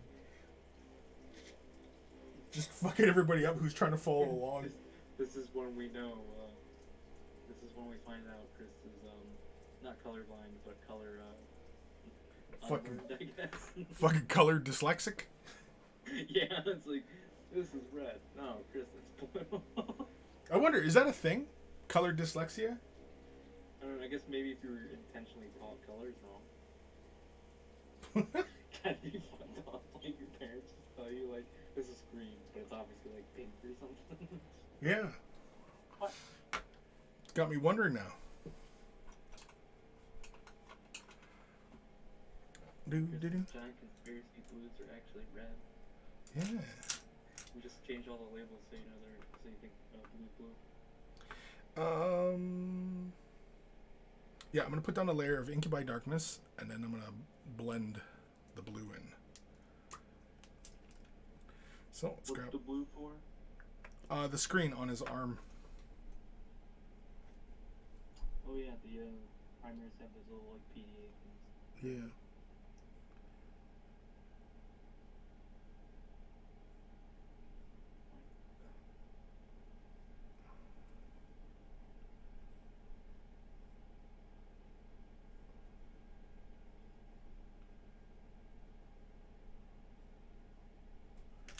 Oh, shit.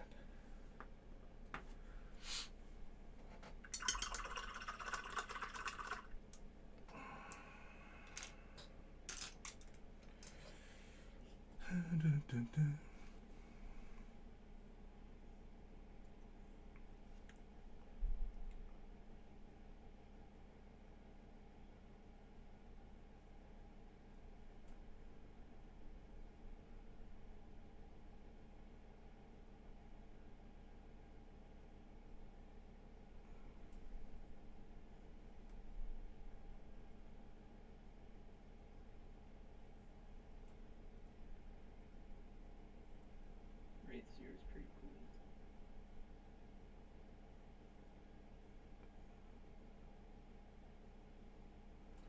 There we go. Fuck it, I'll leave it like that.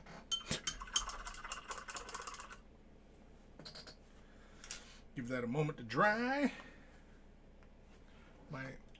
Speaking of dry, I'm all out of my drink too. Just a trigger, everybody out there. Just a trigger. Trying to slurp the last bit of my can. Yeah, what was in the can? Iced tea. Iced tea. Oh shit, I got like Arizona iced tea or something? No, it's brisk. No, Nest tea. It's Nest tea.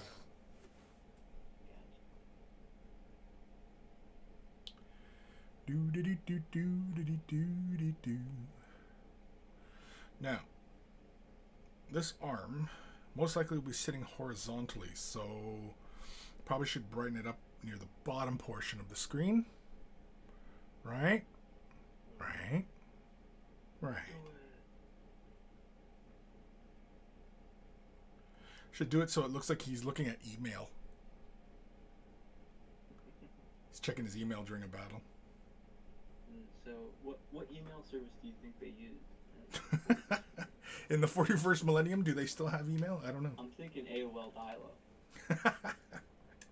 It is the dark age of technology. Alright. Hold on, I'm reading this email from the chapter master.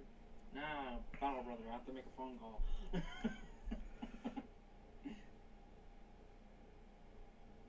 Okay.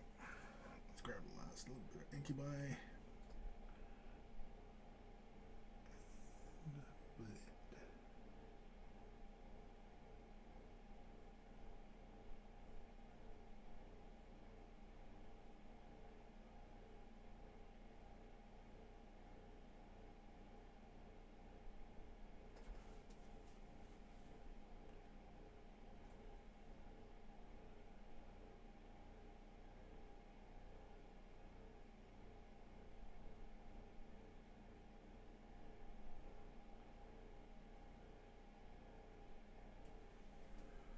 There we go.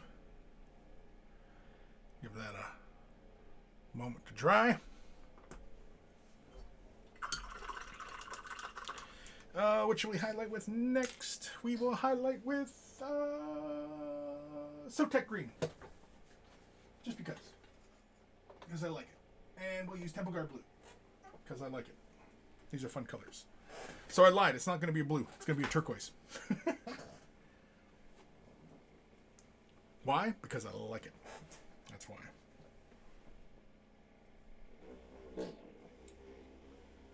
Give it a mix.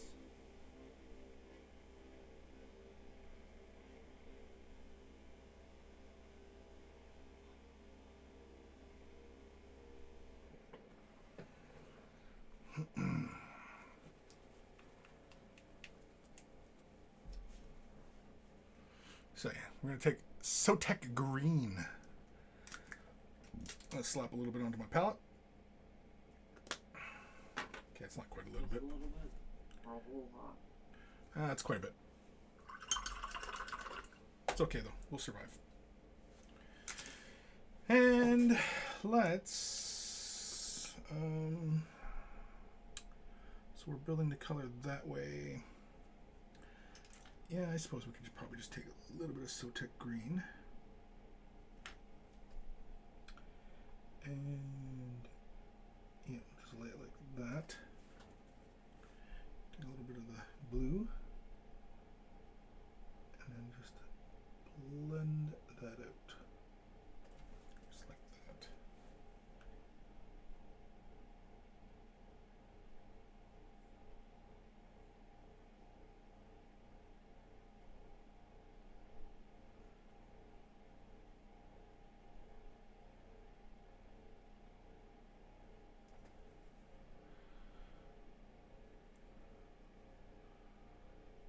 Yeah, not bad. I'm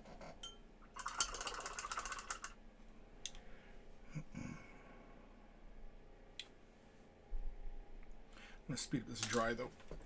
This drying process.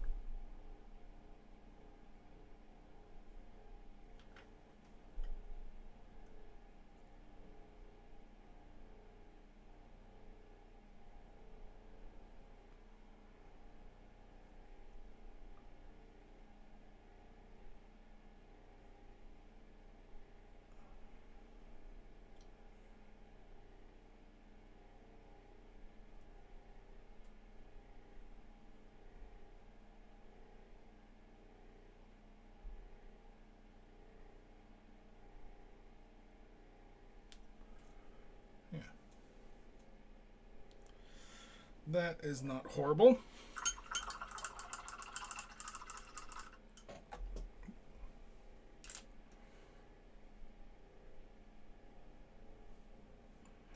I mean, we could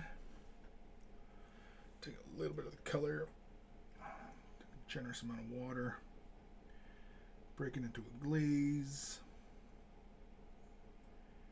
and then just glaze this up a little bit. Just get a little bit more color depth going on.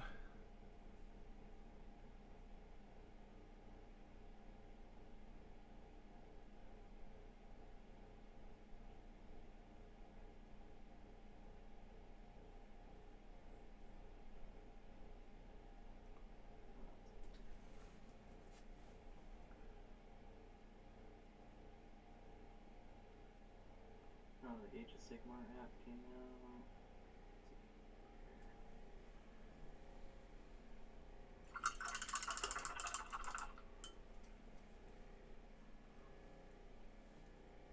Your crew boys will be the most disgusting force around thanks to these swampy rules and rules.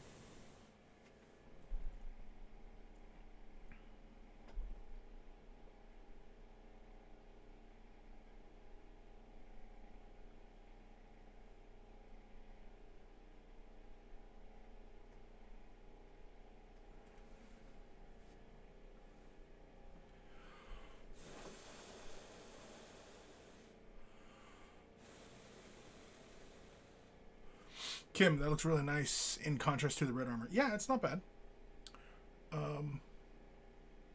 Yeah, I didn't want to do green, so we're doing blue, just because. Or bluish. It's actually more of a turquoise.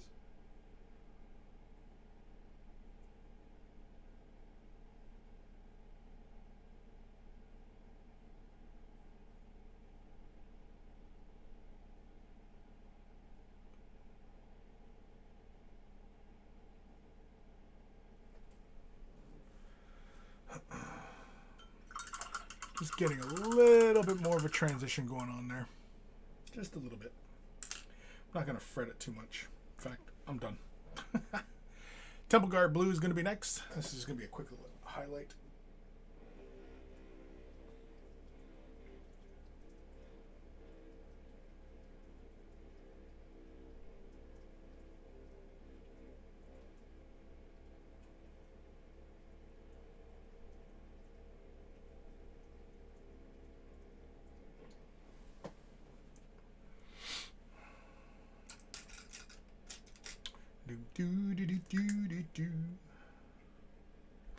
It's not going to take too much.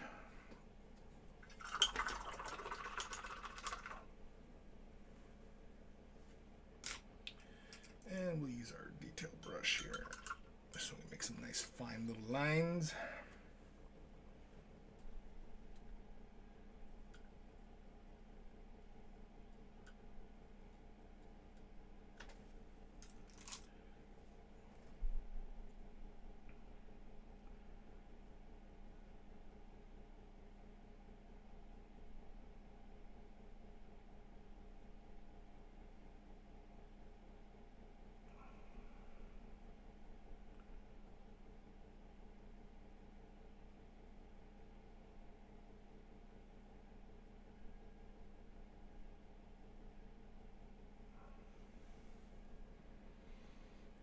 So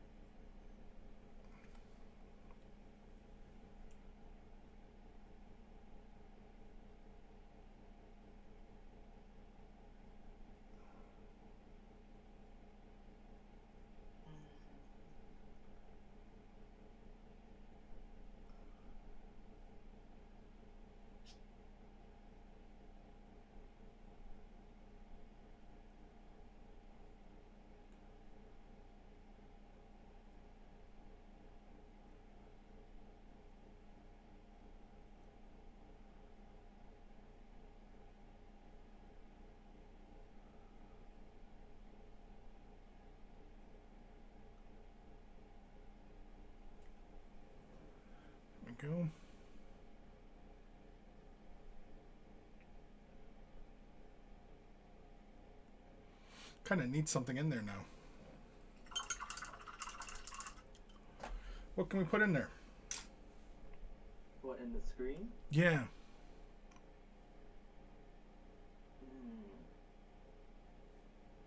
Maybe some lighter blues and like lines to represent text. I don't know. Yeah. Put little red circles in there. Like he's looking at a map and the red circles are like grid points or something. Oh, I see what you mean. Yeah.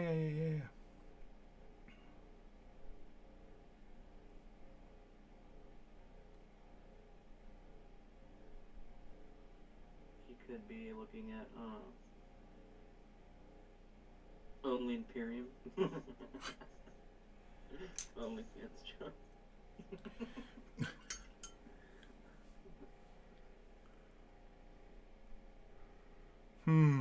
Okay. No, I think I got it. Think you got it? I think I got it. If I can pull it off. Hopefully. Hopefully I can. Pray for me. What are you doing? I'm going to do a motion tracker. Oh, that's actually pretty cool. Pretty cool looking. Does it beep really loudly? I would love it if it did. And louder?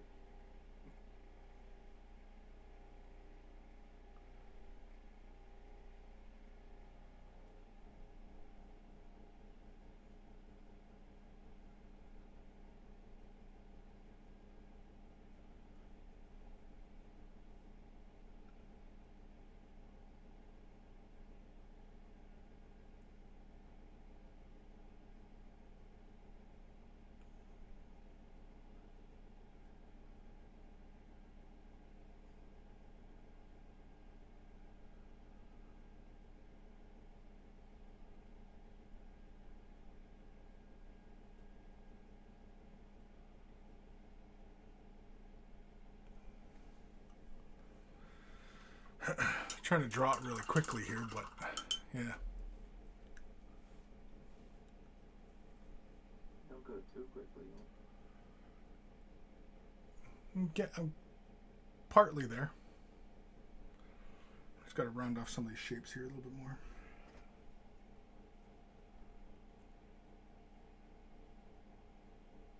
You should say he's going on the plug line.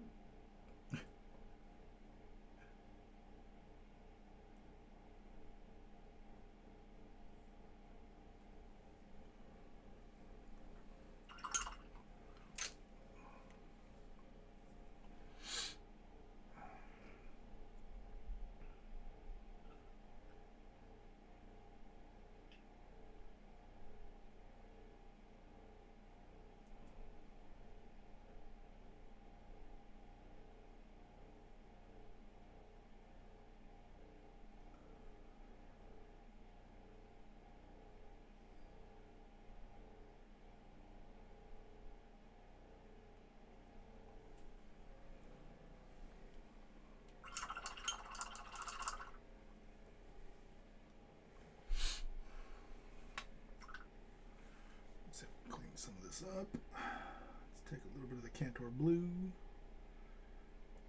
Down a whole bunch.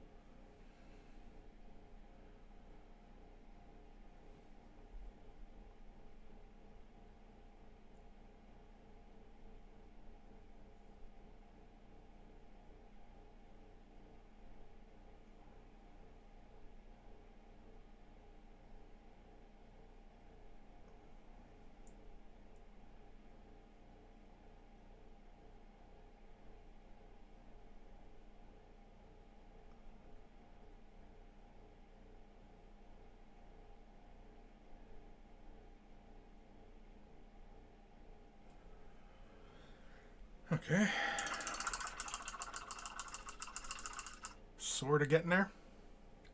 Sort of, kind of. All right, we need a little blip. Let's do 2 blips. Yeah, we'll do 1 blip right around here.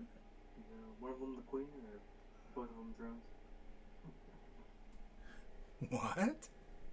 So is one of them the queen, or is both of them drones? What? Aliens? Oh. I get jokes. Sometimes.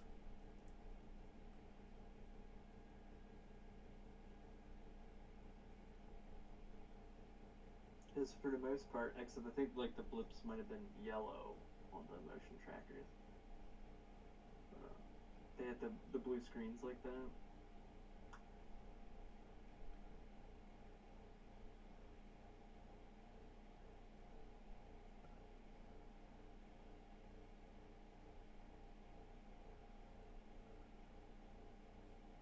Oh no, they were white dots. Little white blips.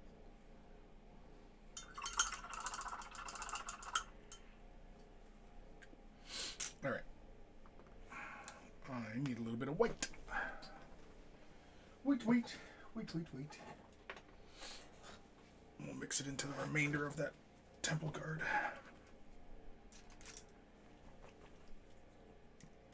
Oh, excuse me. Yeah, we'll just mix it right in. There we go. I could have just as easily grabbed Baharoth blue, but I don't know where mine is. Possibly gone walking on me.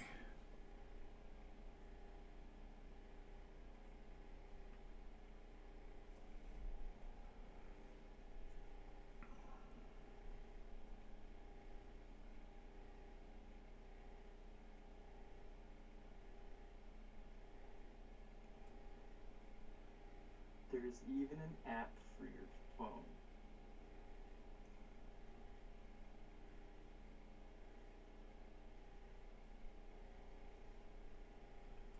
An app for what? That does the aliens motion tracker. Even makes it like a little, like, when it sends out the signals, the little like fart it makes. The little beep boop, beep boop. That's what you're talking about? There's that, but when it like emits the wave on the screen, it makes like a little like fart noise. Like a little like electronic bump.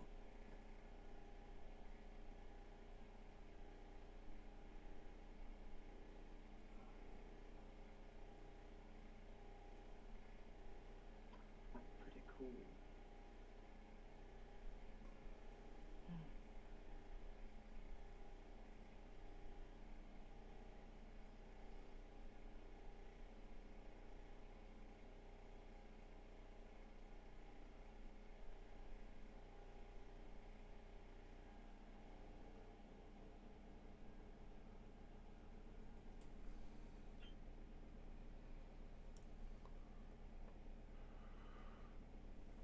Not too horrible.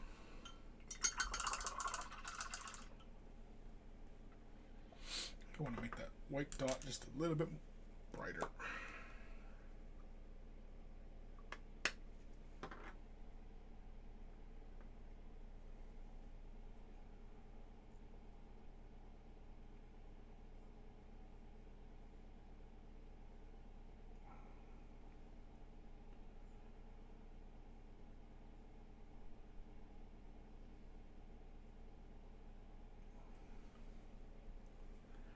Go.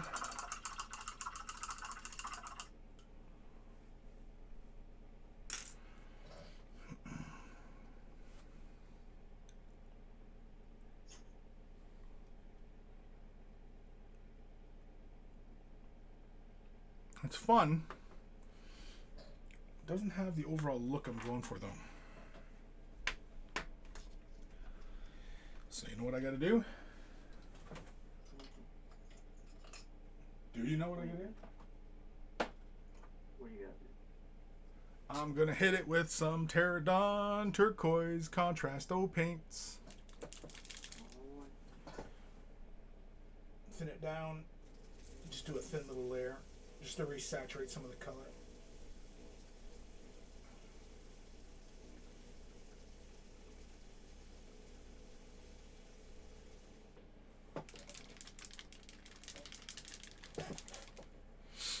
Yeah, that's what we're gonna do. Where is my contrast? A medium.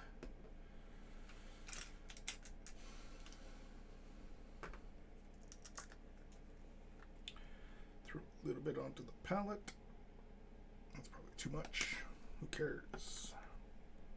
Oh yeah, I like that. I'll check it. I'll check 2 drops.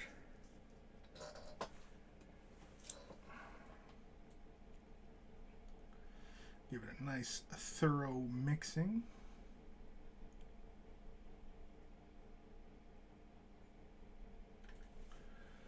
And apply it right over the shadow areas.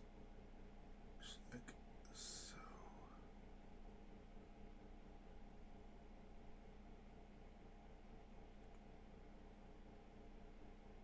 Yeah.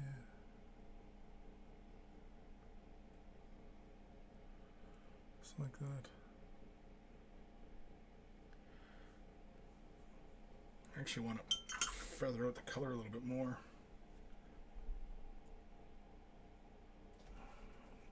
Too much water.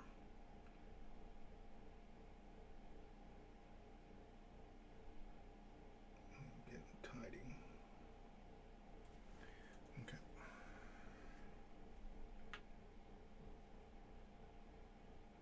No, I should wait. I'll do another layer in a sec. Let's hit it with the hairdryer.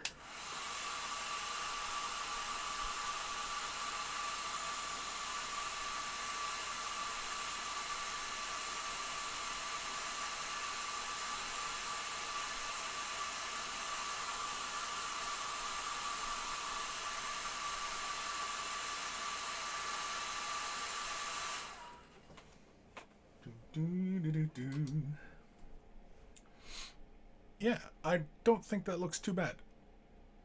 Kind of gets the point across, I think.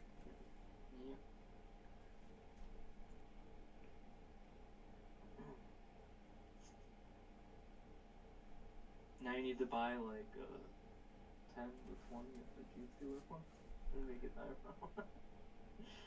That'd actually be really cool. It'd be really cool, but you know, that diorama would weigh like a ton.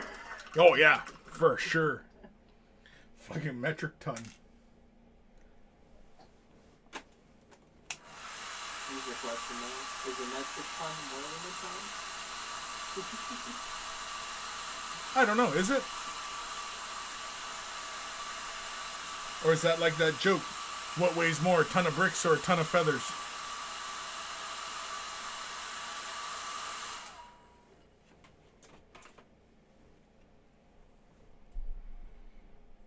Oh no, a metric ton is exactly 1,000 kilograms, while a ton is 907. So no, it is apparently more. There we go. The more you know. According to the first search result on Google. So an exhaustive search is what you're saying. Yes, exhaustive. Had my best people on it. Yeah, the math checks out on that.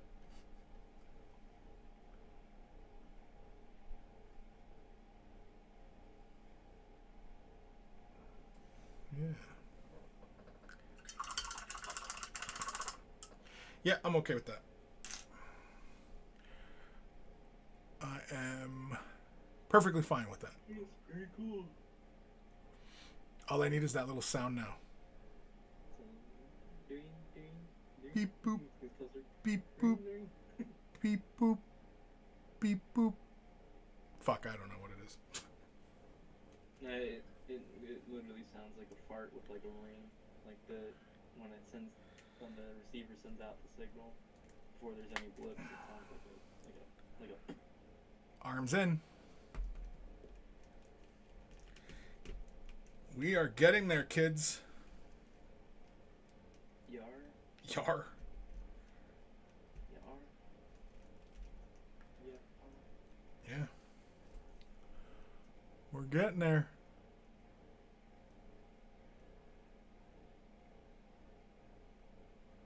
Yeah, I'm okay with that screen. I'm okay with it. Alrighty, kids. I think we're going to stop there for the time being. No way. Yeah. Chris actually not going like 2 hours over time. We're already 15 minutes OT. I know. The last time I was here, we went like almost 2 hours over time. Yeah. It was like 3 something. Or no, 4 something. Kim, if you're still in the chat, have you ever used Tamiya flat clear? Because that's what I'm going to seal this this figure in before I get to the panel lining. Seal the deal. Yeah, I'm going to seal it. In fact, I might do that a little bit, actually. Did you drive? No. Kim, looks good. I did finish my Death Guard guy under the stream, so I'm happy. Yeah, I have. It's a clear paint without the pigment. Well, I know that, but like, have you used it on your models and it worked out fine? Because I also have the primers. I have the Tamiya surface primers, and I've never really used them. So I was saving those Tamiya primers for my Bandai Marines whenever I get around to painting them. Old Man Logan knows. Please start over, please. I'm not starting over, Old Man Logan. Are you kidding me, man? Are you kidding me? Logan, if you drive up there to Canada and forcibly take it. Yeah, could do that. Alrighty, folks. I think we're done for now. The Marine is definitely starting to come together. Yeah, we're having fun, I think. I hope. So Space Marines coming together, but is it going to be great? Is it? Oh, okay. didn't get the reference. The little jingle where it's like, come together right now. It's going to be great. Old Man Logan, damn it, Chris, do as I say. No. Never. Never, never, never, never. You never did paint the, I forget what you said it's called. The what? Thing that attaches the feathers to the helmet. Oh, yeah, no, I didn't do that. Yeah,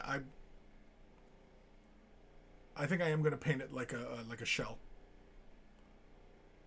And put the interference colors on it. I think that's what I'll do. Methinks. But yeah, he's coming together. We're almost done. I realized too after I'm getting all happy about getting the Space Marine done. I freaking forgot stuff the backpack. I was like, just the shoulder pads and finish off the helmet. Oh right, the backpack. I forgot all about the backpack. What Space Marine is complete without his backpack? Okay. Smart ass. The gun. Anybody out there? Thoughts on the gun? Feel free.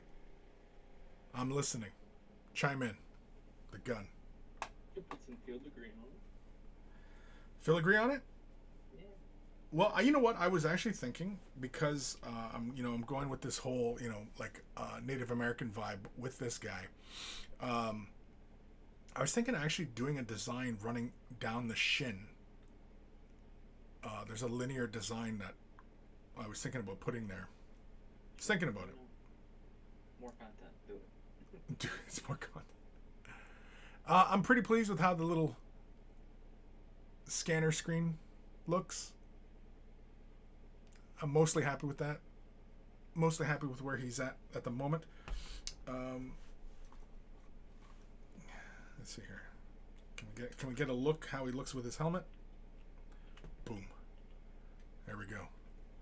Just give you all an idea on where we're heading. How he's looking. It's pretty dope, as the kids would say. It's dope, as the kids would say. Actually, I don't think anybody uses that word. Probably something else now. Yeah. Word to your mother. Old Man Logan, the gun, candy apple red, of course. Glossy. No, we're not doing that. God damn it. All right. Okay, Boop, sing us out. I got nothing. You son of a... Had one fucking job. You had one job. Come together. There we go. Right now. Going to really great. That's it? There you go. Yeah. You get that little jingle. I forget what it's from. That's fucking lame, dude. That's like the worst outro ever. Worst outro ever. Oh yeah, that's true. Oh damn, it's only a reflection on me. Oh damn. Oh, what a crap show. What a crap stream. Crap stream. You know you're in trouble when you're crapping in your streams. Do you think penicillin would clear that up? I don't know, but a horse dewormer would. On that note, let's end her there.